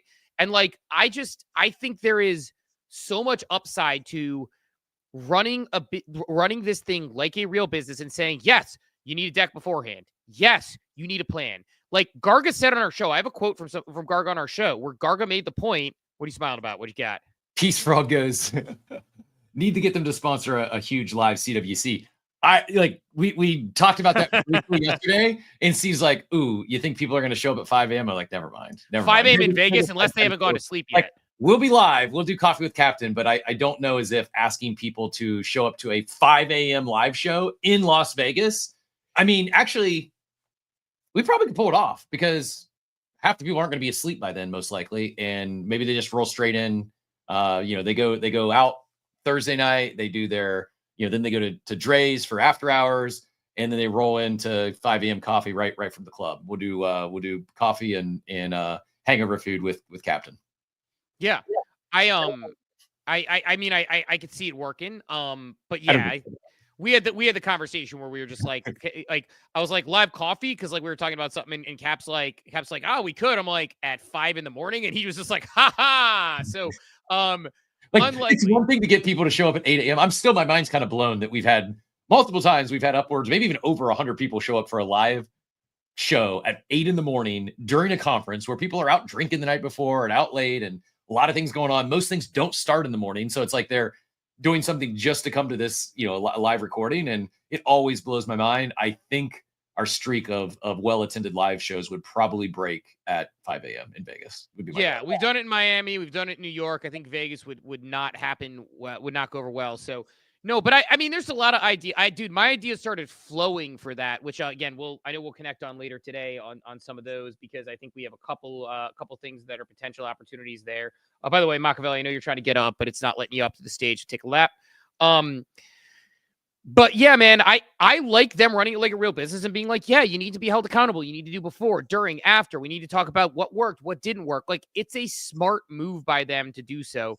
Yeah, unless we moved Coffee with Captain to like a 3 p.m. Eastern start time, and we did like a noon event instead and just did a special one, that would be the only exception that I think it would work with. But, we need to figure out logistics and timing and all those good things. So probably less than likely. Kemp, are you going to bring your soundboard, or are we just going to go old school too, by the way, to Vegas? Are you going to bring your full on setup? Probably, unless you've got the smaller mobile version by then.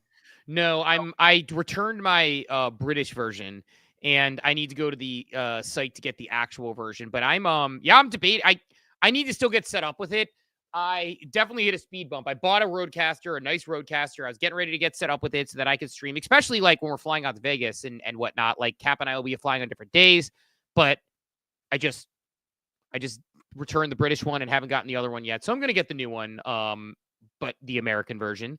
And what was I going to say on that one specifically?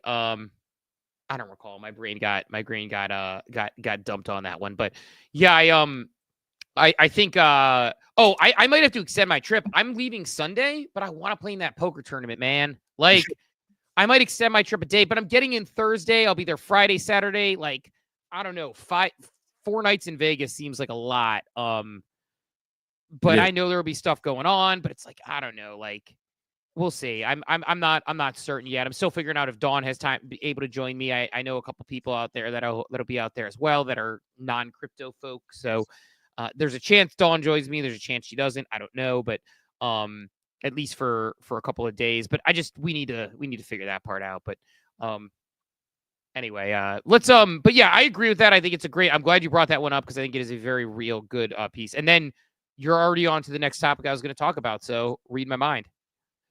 Big one. A lot of people saying that REKT Drinks are only selling out because of rewards. They wouldn't be able to sell any with no rewards. Ovi said, hold my beer. Coinbase drop sold out in 1 minute yesterday with no rewards. I'm a biased bag holder. I'm an equity holder, and I want to mimic their model. I'm so convinced that for many reasons, how they built this, it's not just the brand coin, it's how they're doing it. Like this is, I think we're seeing a glimpse of how to create brands in the future, and doing so like with a loyal, rabid community of supporters. It's not just community, it is that's going to buy your product. It is brand ambassadors, and yeah, just big congrats. I continue to be impressed with how they execute. And I said yesterday, when Myriad Market on will REKT Drinks hit 1 million units in year 1, because I would shove a lot of chips on that. Like, I think it is close to 0% chance of them not doing it, just because of how well they're operating, knowing it's a goal. And yeah, if I could bet on them hitting that goal, I would. Yeah, I mean, like, it's I missed this one yesterday. I had my float tank at noon, so I missed this drop. I would have bought it, but sold out in a minute with no rewards. It does have a supportive community. I mean, I think your thesis that you have is basically it's literally the thesis of the everything token, which is community-based brands can help supercharge a brand, be your biggest supporters, be your biggest marketers.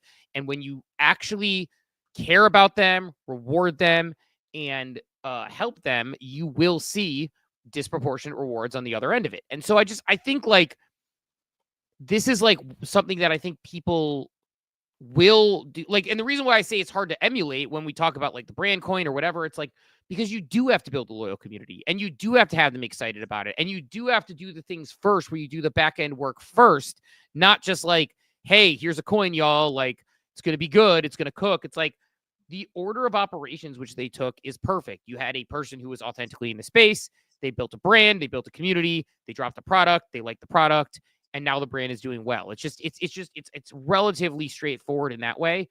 And I agree. I think the thesis plays. Someone said, I apologize not giving you proper credit here, but someone said, it's Kanye. What if Kanye actually builds this as a brand coin? Imagine what he could do with Yeezys, and you could buy, shoes or merch with the token. Yeah, Yeezy has immense potential to build a real cool brand coin. Unfortunately, it appears the group that he decided to partner with to launch this thing are not those kind of individuals. Conversely, if Yeezy had decided to partner up with OSF and REKT Drinks to consult or advise on how to launch a brand coin, and they were going to work closely with them, I'd be buying Yeezy coin today. It's not that. This is just a celebrity meme coin that likely goes to zero, and he probably never does anything with it. Like, so the person who very well might have launched this one, or the person who got their funds back the other day, is the person who said in a text, we're going for max extraction on this one. That's their MO. Like, they're not looking to build a sustainable brand coin or help Kanye, it's just not. Maybe I'm wrong. And if I'm wrong, I'll take the L. I don't think that's anywhere in the cards. And if they say something like that, it's probably just to get another pump out of the coin, and they not end up following through and doing anything with it, would be my guess. Yeah. I stay clear of this stuff. Like I said, just not my journey, and good luck to all those who are in that. But I think for the brand coin thing, yeah, I mean, I own REKT. I like REKT. I think its community is strong. Its product is good. And I'm more than happy to, Yesterday, we saw there was no rewards, and people were like, "Oh, I'll be curious to see how this does." I'm like, I'm bummed I can't mint this because I have an appointment. Otherwise, I would be minting this. Like, it's just or buying this. I just, and he talked about yesterday even how they're slowly sliding from like more and more fiat payments, like where it was like sort of like almost no fiat payments on the first one. Now there's more and more fiat payments. Like like the product is good enough to have escape velocity. Like that's the thing. Was that OSF sent that tweet with the numbers? Yeah, I think it was with OSF. I think it was like he said like it was like 90%. Initially it was like 90% on the crypto side. Now it's like 20% on the crypto side or something like that. And I think the nature of this drop makes it that. But they're making it easy to buy, and the product is good. Now, the question that people will have, and I know we've pushed back on this, I'll even let you kind of get in on this, is it is expensive for sparkling water. The same sparkling water is, more expensive elsewhere. But I think brand matters. People sell cans of water, cans of plain water for a higher price. People spend I just spent a bunch of money on a functional Fit Age yesterday, which are like a functional beverage. I accidentally bought 2 extra cases from what I want, so I'm glad they're shelf stabled. But like, yeah, here you go. Hit it. 50. So first sale, they saw 50% payments in fiat, 50% in crypto. Over time, the fiat component has been increasing. Last drop was 90% in fiat with no token rewards. It's extremely insightful and meaningful. I would agree. Our guy Von Frunten says, Von Frunten got a cook there. Good reply, guy. I started buying because of crypto. I kept buying because it's just a damn good product. RWD. It's such a Von Frunten line. I love it. Yeah, man. I mean, there's not much to say outside of like, this is a real business that's really worth supporting. And we'll get into my War Room Boomer rant this morning, but like, this is the type of thing that large entities who have large reach should be elevating. Stuff like this, stuff like the people in Jackson Hole who are covering crypto and talking to real lawmakers. Like, these are the things we should be elevating and talking about in this space. But I get it. Like, and I'm not knocking anybody in the casino. People want to play the easy game and make a bunch of money. Go off, King, cook. I'm not going to like tell anybody not to make money or not to have fun. Just not my journey. Like, I got people who were like legitimately mad at me last meme coin cycle where I barely played the meme gains. And I was saying like, it's not for me. I think it eventually comes to an end. And they're like calling me like, oh, like it's like, I keep telling people, enjoy it, have fun. It's just like when I called like the random coins pumping in December vaporware that weren't going to last, like people get very mad at me. And like, I just, like it's not my game. I'm not knocking anybody for playing the product or doing the thing. It's just not what I do. So this is the type of stuff I enjoy. Play accordingly where you have fun, and excited for that particular cook because shout out to OSF overall. Why don't we do this? It's 9:22. Want to hit a daily market update and we can just see some green numbers because it's been a few days. Do it. The daily market update straight to your brain. Powered by ApeCoin, no hype, just gains. Moving on 8chain, we bringing the heat. NFT trends alpha, never miss a beat. 8chain on top, now we bringing the flex. The home of NFTs, these now what's next? Come on, my head top, but you want the time to chop pump for one time. It is time for the daily market update powered by ApeCoin, the home of NFTs. ApeChain has it all, bringing fun, culture, and community to the blockchain. Dive in and see why ApeChain is on top. Cap, we got a little bit of relief here. It's actually looking like it's going to be some green numbies for once, which is exciting. Yeah, good. I guess, do we give Kanye credit here or it's a joke? It's a joke. It is a joke. We're going to start real quick on that. Do you think we just and maybe it's worth talking about after, but do you think we just oversold into the fear? And by the way, I was buying with stables that whole time, so I'm pretty happy about it. But do you think we just oversold into it and now we're correcting? Yeah. I think CT is an echo chamber, and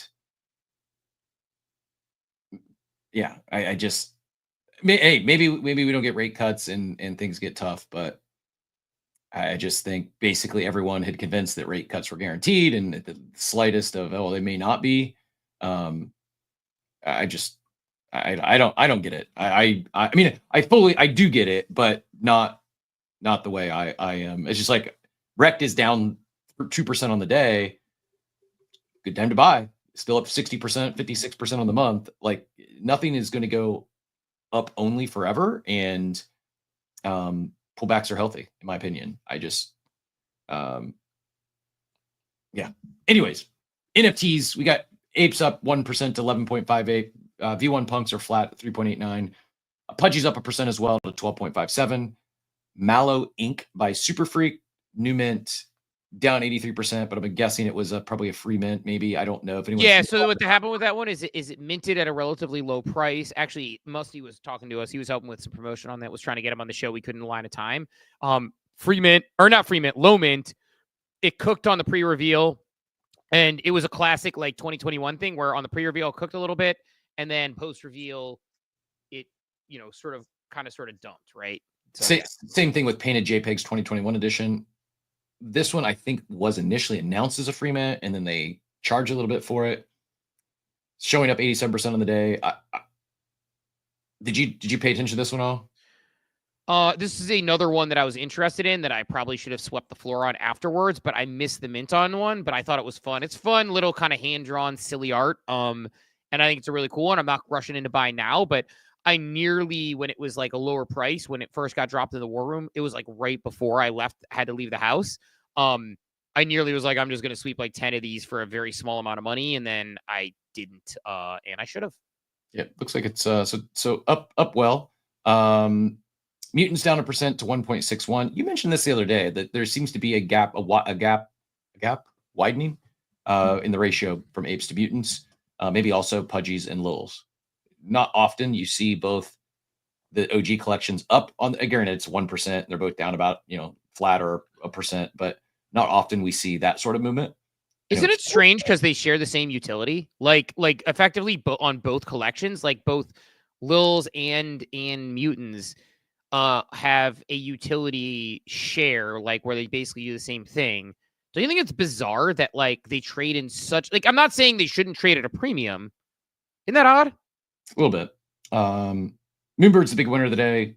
Spencer keeps winning, 3.72, up 15% of the day. This looks like a wash trade. Degenheim, just 600 ETH in volume, only 75 sales. With that floor price, doesn't make sense. So just ignore that one. Big movers, Nobody Sausage, up 19% of the day. OKB up 66% of the day to 4.7 billion. Heading down, we'll fly past runes here in a second. Doge up 2% to 21 cents. Sheeb up 1%. Pepe up 1%. Pingu up 4%. Trump down 3%. I'm guessing rotators from Trump to Kanye would be my non-research take there. Bonk flat. The memecoin launchpad wars, Bonk and Radium both have fallen off quite a bit. But majors wise, we got Bitcoin flat, ETH, our favorite major that's leading on a green day like this, up 2% to 42.75. XRP flat at 291. Solana up 2% to 184. As I said, Doge up 2% and Cardano up 2% as well. That's our daily market update brought to you at ApeChain. ApeChain on top, the home of Wheel of Fate and ball minting. Minting all the balls. Yeah, man.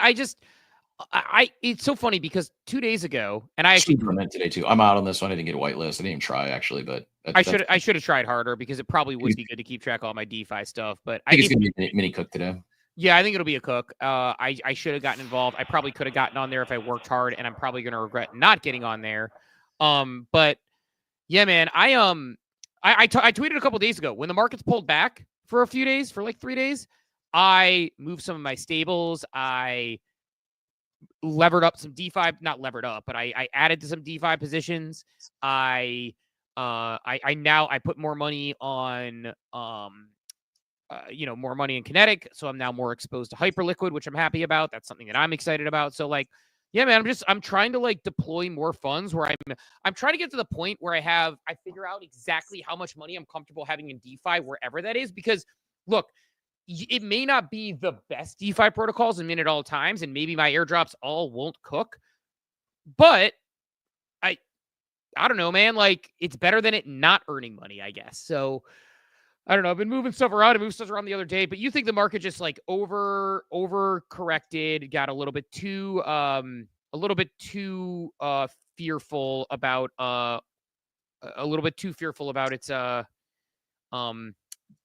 its direction, and we're now back to we're now correcting from the correction. What do you think happens? You still think tomorrow is like parabolically up or down based on the comments, or do you think that we've sort of settled in? No, I think it's going to be violent one way or the other tomorrow. I actually think I'm thinking about, and I don't rarely, if ever, do I hedge, and I'm actually thinking about hedging this one. And how I might hedge, if I do, is I'm going to go check it here in a sec. I may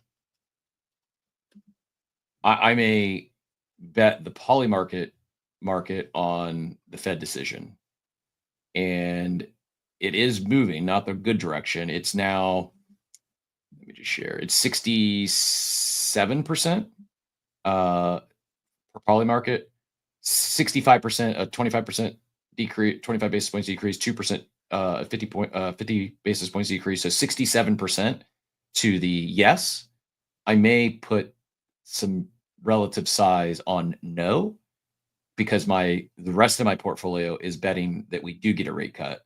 So I don't know. I probably don't do this, but it's something I thought about this morning. Is maybe I put some. I need to do the math and see, is it even worthwhile? Just to kind of, in the event we get no change, and I also said if that is the case, I'm going to flip I'll book the L on my longs and flip to shorts. But thinking about doing this. I'm not a hedger, so I probably won't do it. But the thought popped in my head. It might be a valid. Well, forget hedging. Can I just give the smooth brain take on this one, the meatball take on this one? Right now, if you bet on no rate cut, you're betting the under. Is what you're doing, my friend. Yeah, that's basically what you're doing. You're betting the under. Nobody likes a person who bets the under. Everybody's sitting there getting excited, and the under person's like, "Yay, another punt!" Don't do that. Don't be that guy, Cap. And by the way, it is the smart move oftentimes, and the under is the generally smart move. And if I was going to do it, I should have done it. I should have done it. It's like 90% or whatever, right? On the other side, right? Yeah, I was trying to find. Yeah, I should have done it like when it was 13% if I was going to do this. Yeah, this is by the way, even though my points disappeared on Myriad Market and I don't know whatever happened to them. Last week I could have got it at 12%. That's when I should have hedged. If I was going to do it, I should have. Had I been thinking ahead, that probably was the play. Almost 10x. I just whatever.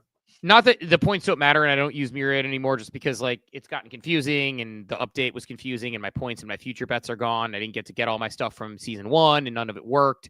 I had a future with a lot of points on there not being a recession this year, and it was at astronomical odds because basically the conventional wisdom was we're going to have a recession. I'm like, I'm going to bet the over here, so I'm going to bet against it. And it looks like it's likely we're not going to have a recession. I just don't think I'm ever going to get to enjoy that because I think it just disappeared from my Myriad Markets account. But that was an example of one where it was like, you go against conventional wisdom and see what happens. And, you got a chance to get a bigger ripper cash, though, made it work. But, yeah, I don't know. Tomorrow's going to be interesting. I'm not going to have any LP positions open tomorrow when this all goes down, just because. Probably wise. I don't know. Part of me is there's going to be a lot of fees. So I guess in that sense, it makes sense. On the flip side, it goes parabolically up. Average out all the crypto that I want to hold. And that's going up. So I'm going to end up having a lot of impermanent loss there. I would be more inclined if I'm opening an LP position, it's almost the bet on it not having a rate cut, because I think in the long run we'll be okay and I'm going to get more crypto. But I think most people look at that LP position as here come all the fees. I look at it as I don't know that I want to get caught with my hand in the cookie jar. And could you do a single-sided pool? No. Yeah, I got to look into exactly how that works if I'm putting money into a single-sided pool and what that return and how that means, because I actually don't understand. I've never done a single-sided pool. I've only done vaults in that sense, so I need to look into how I can potentially do that. So if anybody has that, and by the way, Diablo just saying no rate cut. We're not going to know whether there's a rate cut or not coming tomorrow. We're just going to have a directional indicator, just so people are aware. What we're getting tomorrow is we're getting comments from the person who gets to control with it, and he's either going to be dovish. We're seeing where we're seeing potential rate cuts, or hawkish. And by the way, Emlo in the chat again, you need to go and claim season 1 points. I did, Emlo. They're gone. They're not there. I clicked on the claim over. They are not there. My future bets are not there. None of it's there. I gave up on it because I went to go claim future season 1 points, and it gave me 100 points or something. It didn't give me any of my hundreds of thousands of points that were sitting there. I'd open a ticket or something because I show 120. It's not much, but I show 127,000 points in my abstract wallet. Yeah, I don't care them. I'll just, again, I'm not trying to knock it. Like, I'm rooting for Myriad. I like that team. I'll just kind of use some other markets because, like, it's the user experience. Like, I went from daily check-in, kind of easy to use, to where I'm at now, and not my journey, I don't think. But I went in and it's I've gone multiple times. Multiple people have told me this. It's not there. And they said, hey, they're coming back, and I've checked multiple times, and like it's one of those things where it's like it's just the attention is fleeting in this space. This isn't fun. Like, I think great product, glad people are using it. Rooting for that team.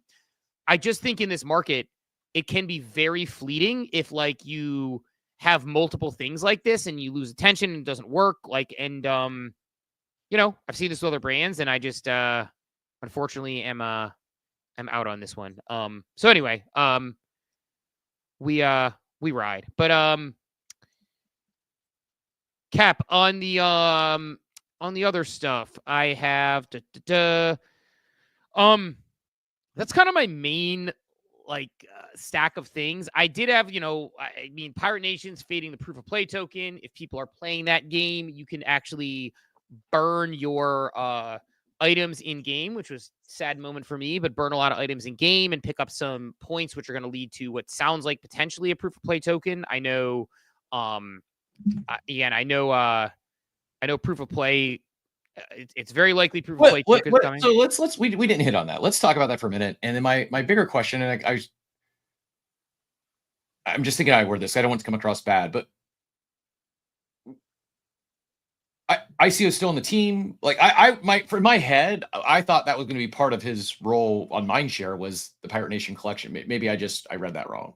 No. He is doing Mindshare, but he's also helping them sort of tell their stories and get attention to their products. And he's also really just big brain. So I think he's helping them with some of their other products. But no, I mean, nothing changed.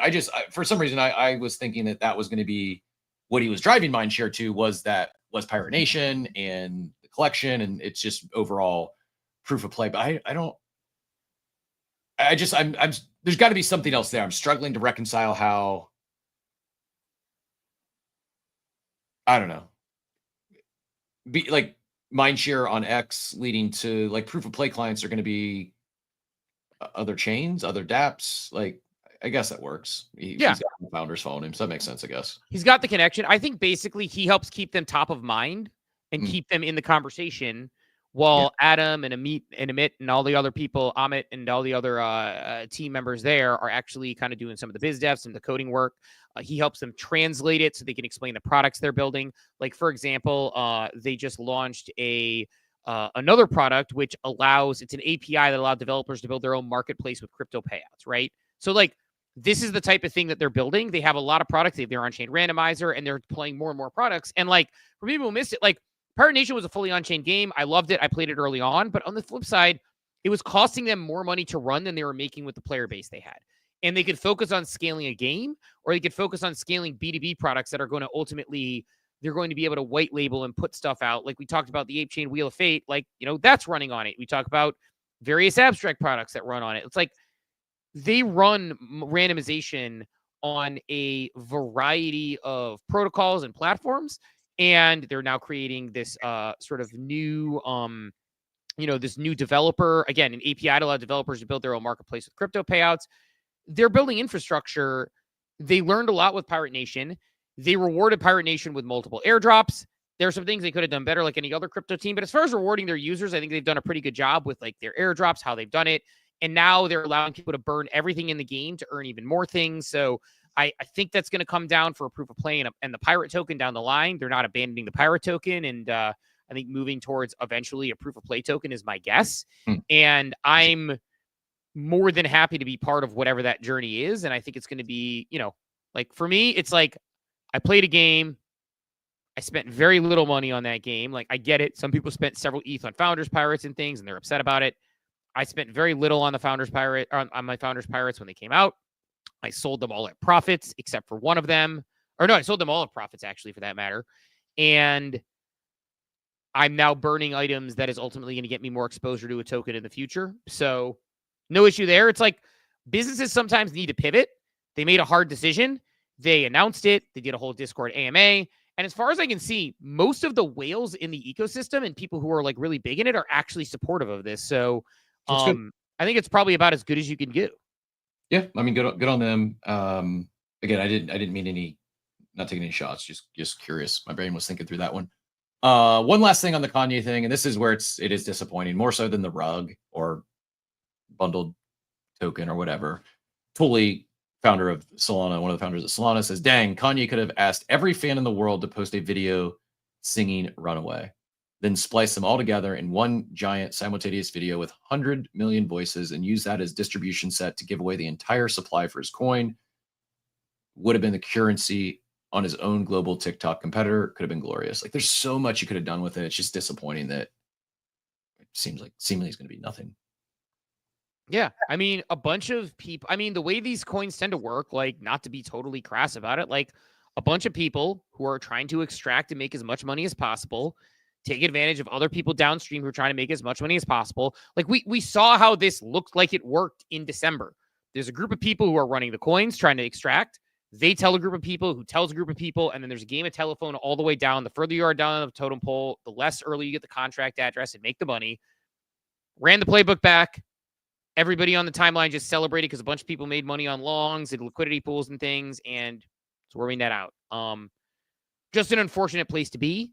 But that's where we are as a space. I know I'm jumping back and forth there, but are we potentially going to get a gas war for the Cerebro mint today? I don't think so. The whole whitelist is it over allocated? I thought so, but then I just saw someone said public mint is going to be fun, alluding. I interpret that as a gas war. Oh, maybe. I'm not getting involved. Trading will be suspended until the public sale ends. Once it's completed, we'll get active trading. Reveal will happen in 24 to 48 hours. If anyone's familiar, if anyone's been following along, feel free to join us. We'll power through the audio stuff. But here's the mint launch update. As we go live, kindly read through this for what you need to do. So trading paused. Can't trade until the public sale ends. I think we got Oxy coming up to give us the deets. If we want to go to Oxy in a second here, you want to get Oxy in and give him the interpretation? Yep. Here's again. I'll pin this up top so everyone can see it and refer back to it. But it also includes a collection link. Oxy GM. What do we need to know about Cerebro mint today?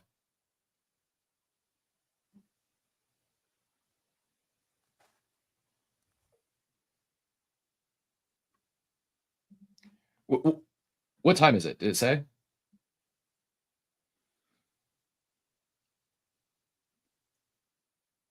Giddy up. All right, there you go. So they give us a gas war. So Peroxy whitelist not over allocated. Public stage looks like it's going to be at noon Eastern time. So get yourself out there if you're interested in it. I mean, honestly, it's like funny because like I did a poor job. You know, I knew multiple people who were doing allow lists for this. I didn't enter any of the raffles, talk to anybody about it, didn't reach out about it. We probably could have even done that if we had reached out to the team and got them on. It snuck up on me with everything else we have going on. It's probably a tool I can use. Like, and I get it. I need a full management tool for all of my protocols. I think there's going to be more and more like this. I think the play here is probably mint and flip if it's a cook because people are looking to buy it. And then within 6 months, there's probably going to be a dozen tools you can use that do the same thing in a better way because DeFi is increasing, more people are doing it. And I just think the chance that I can connect every chain and be like, here's what you got on Flow, here's what you got on Polygon, here's what you got on Hyperliquid, here's what you got on, like, you know, is going to be incredibly likely. So that's my general feeling on where we're headed with this one. Cap as well. Yeah, apparently Funky just shared Altcoin Gordon posted a video. So the guy who's behind the Easy token is publicly bragging about insider trading and rugging for millions of dollars on his IG. Just disgusting. I mean, this is why people don't take us seriously in this space. This is the stuff. And again, large companies in this space are elevating it and actually celebrating those who are talking about it and doing it versus actually this other stuff. And like, that's how reputationally you set us back. This is how you end up having people we had people in Congress who are fighting against stablecoin bills because of the Trump token and because of the, the problems that we have with all these tokens that are, sort of like the memecoin cycle.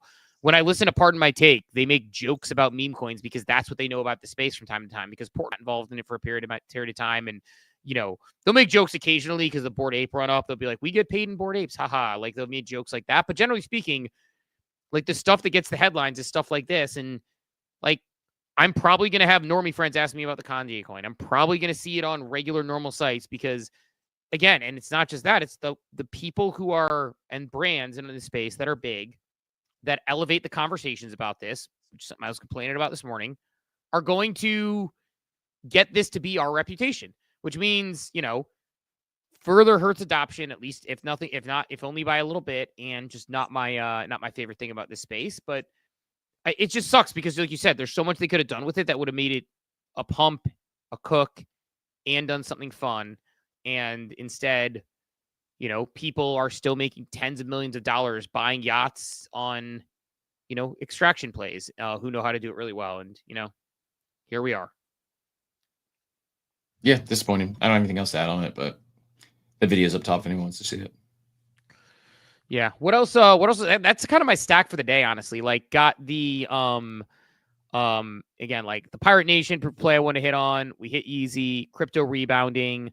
Wheel of Fate, I hit my range. REKT selling out obviously is there. I think we're in a holding pattern until tomorrow. Like I said, I'm probably going to exit LP positions, but continue to add to other DeFi positions over the next 24 hours. And then we'll look to be a little bit more leveraged in some DeFi and some LPs when the dust settles. Because again, I know that the moves are good for me cash-wise from a fee perspective. It's just I don't want to be caught on the wrong end of impermanent loss, especially if we get some dovish comments tomorrow. Now, if we get hawkish comments tomorrow, and there's no rate cuts seemingly coming, then I'm more than happy to slide into more of that. But I don't know. Maybe I'll open like an ETH hype position just because then I'm not going into cash. I'm just kind of jumping, if we go down, then we go down together type deal. I don't know how to connect all these dots, but we got some additional breaking news a couple of hours ago. Apparently, the U.S. Treasury just bought back $4 billion of its own debt, one of the largest Treasury buybacks in history. I don't know that for a fact. I'm taking it at face value. But does that mean anything to you? No, I'm not even positive what the implications of it buying back its own debt are. I'd have to do some research on this. Not my macroeconomic area of expertise on U.S. I understand how the U.S. debt works. I understand debt to GDP ratio. I don't understand what us buying back our debt means.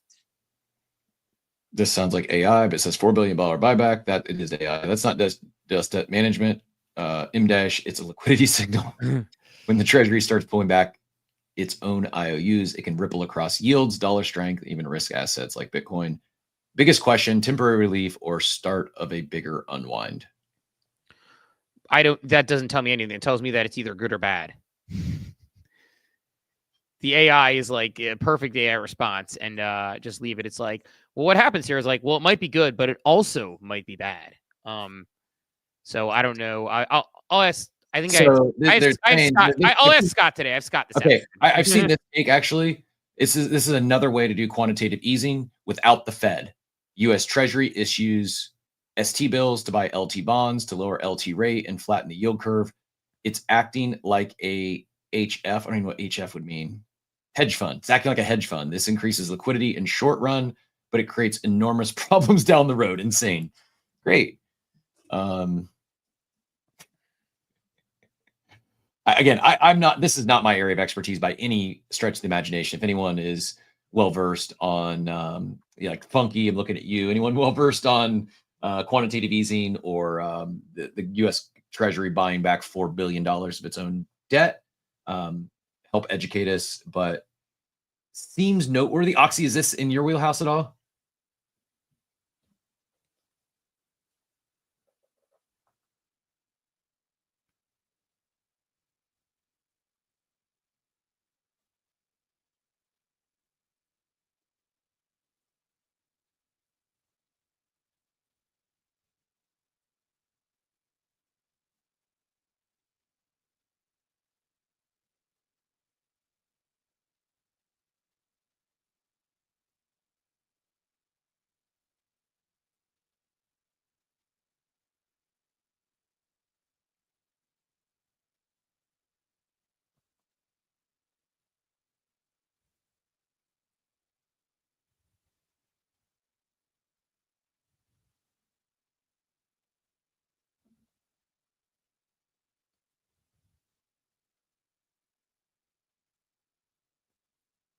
So TLDR, the U.S. is insider trading on itself. It's like, hey, like we see a rate cut coming, rate cut coming. That was my takeaway. That was my TLDR. Is this is a rate cut signal? This is them signaling that they're going to get rate cuts this year. Is that fair?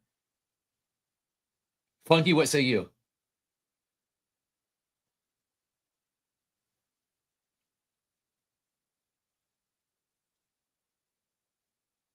Yeah, it's very scammy. Funky, what's your read?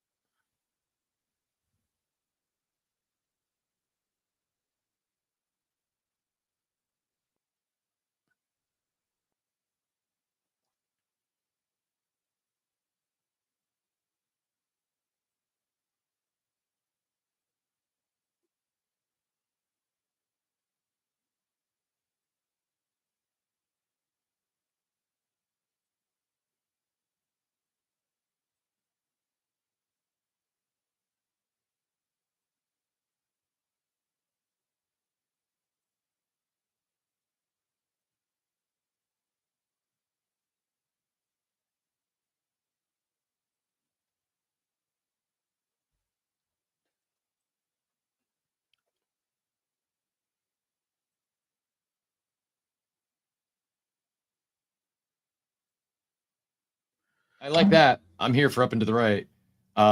Also, you're seeing here on stage, Fed's Bullard says rate cuts or rates are high right now, can cut 100 basis points into 2026. A lot of signals we might be getting rate cuts here in about a month, Steve. And then also, we'll get back to any more thoughts on this debt buyback. But other breaking news: MetaMask token is coming. MetaMask is dropping a token, Steve. Oh, haha, haha, haha. Not the token we were expecting, but and likely no airdrop with this one. So all those swaps I did in MetaMask to pay egregious fees just to position myself for a future token stimmy.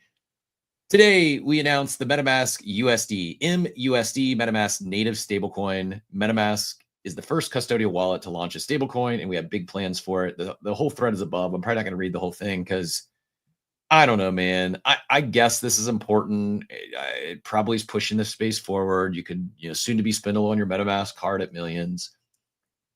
Is it a me problem that I want a actual token from them, and this is disappointing because it's not that token? Yes, and I'm sure you'll hear a lot of that on CT today as well. This is probably a positive thing, I guess. Like, stablecoins are going to continue to grow.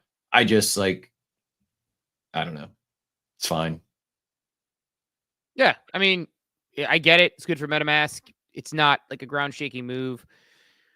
I mean, what would a MetaMask token be for, right? Like, there's not a phantom token. Like, there's not and that's on Solana where you think there would be. Like, I don't know what, I understand we want a token because we want a token. It's just, how do you justify and explain a MetaMask token? Like talk me through, because I know everybody always says this, and I'm on the same page. I'd love to see it. I understand where an OpenSea token coming to play. I understand where an abstract token coming to play. I understand all these tokens. I don't quite understand a MetaMask token. Can you explain the? I mean, governance. If they wanted to put some, I just don't know what that would be. Like, what are people going to be voting on? I don't know. Am I wrong that didn't they tease it? Like, OpenSea definitely teased a token for a while.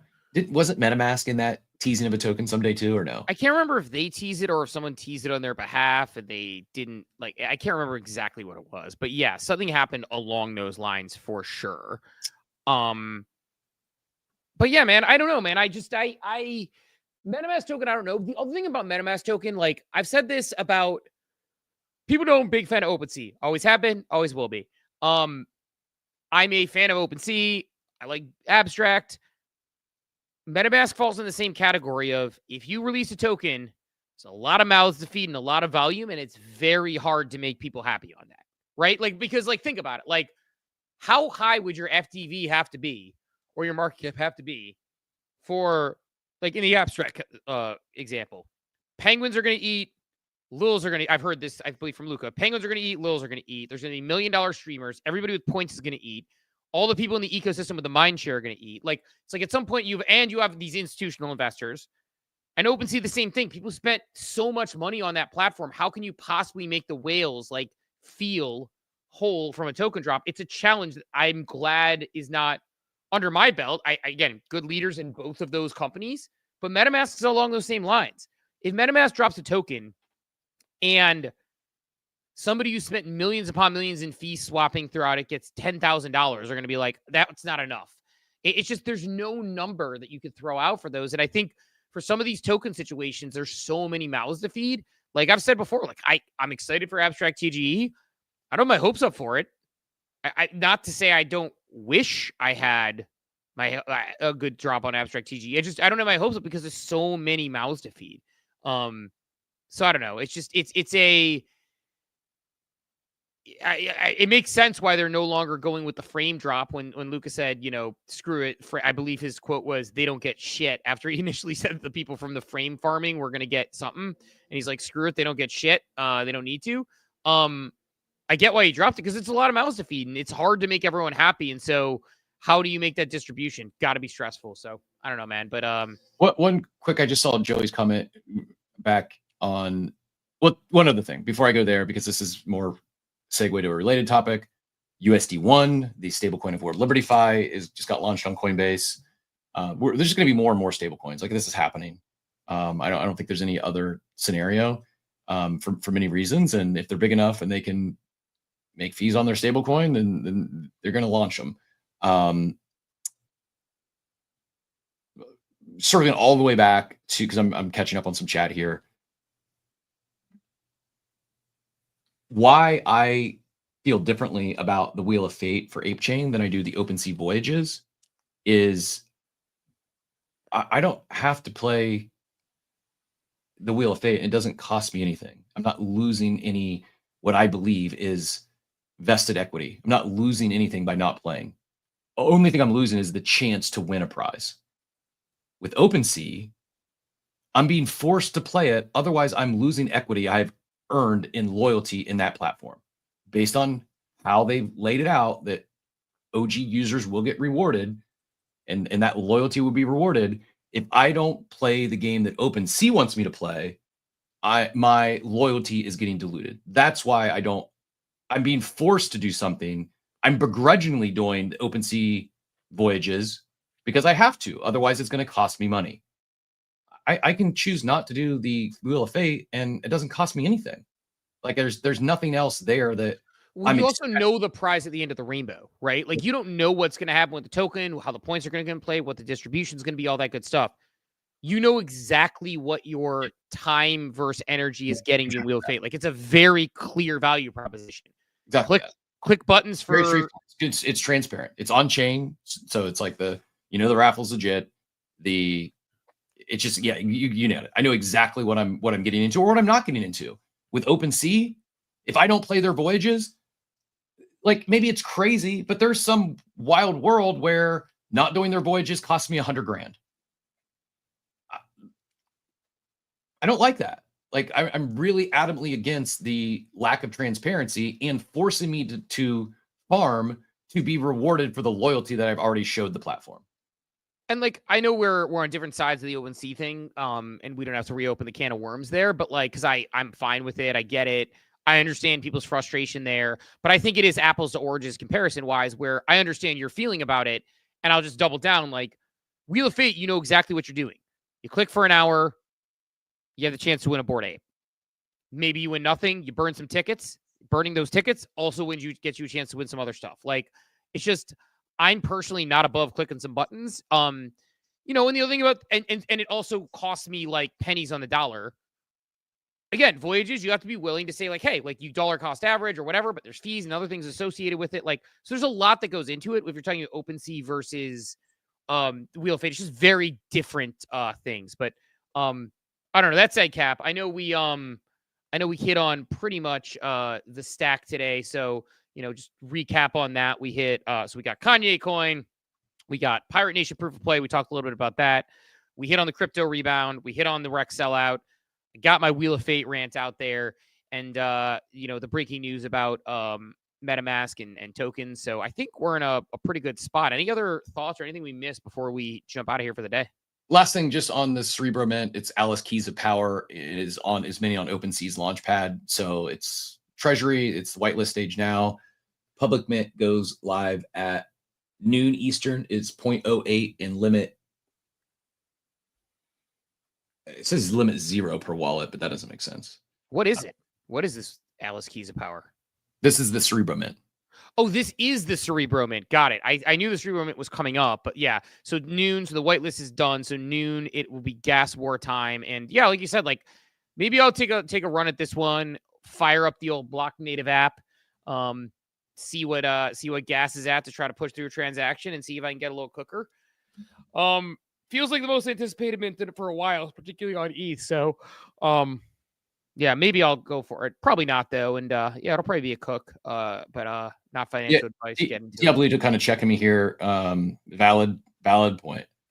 He says I feel forced to do the wheel, same as I do with OpenSea, because he grinded the last spotlight season. So very fair. I'll give you that. I'm not even gonna counter. Like that's fair. And I understand your frustrations, and I'm empathetic to that.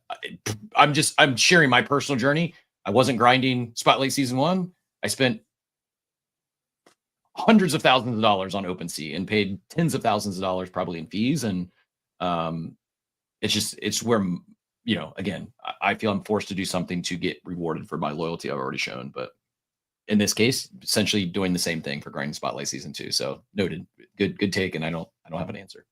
GG's. I feel bad for the Diablitos of the world because I get it. Like I've been on that side of product where it feels like you were the person who did the thing you were supposed to do and it didn't work out for you. So I totally get that. And that's why I say when I have that rant, not talking to him, talking to other people. That said, Cap, got about 48 hours before we see what happens with these markets, whether they're going up or down.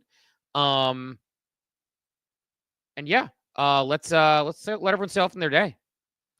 Thanks everyone who came through this morning. We will talk to everybody bright and early tomorrow morning for Friday. Maybe I'll do a Wheel of Fate spin tomorrow with my silver ball and get it out of my possession. We shall see. Have a wonderful day, everybody. Thanks for tuning into Coffee with Captain, powered by ApeCoin. We hope you enjoyed the show, and remember, nothing we discussed today is financial advice. Until next time, keep exploring, stay curious, and we'll see you soon. Have a great day. Welcome to the future.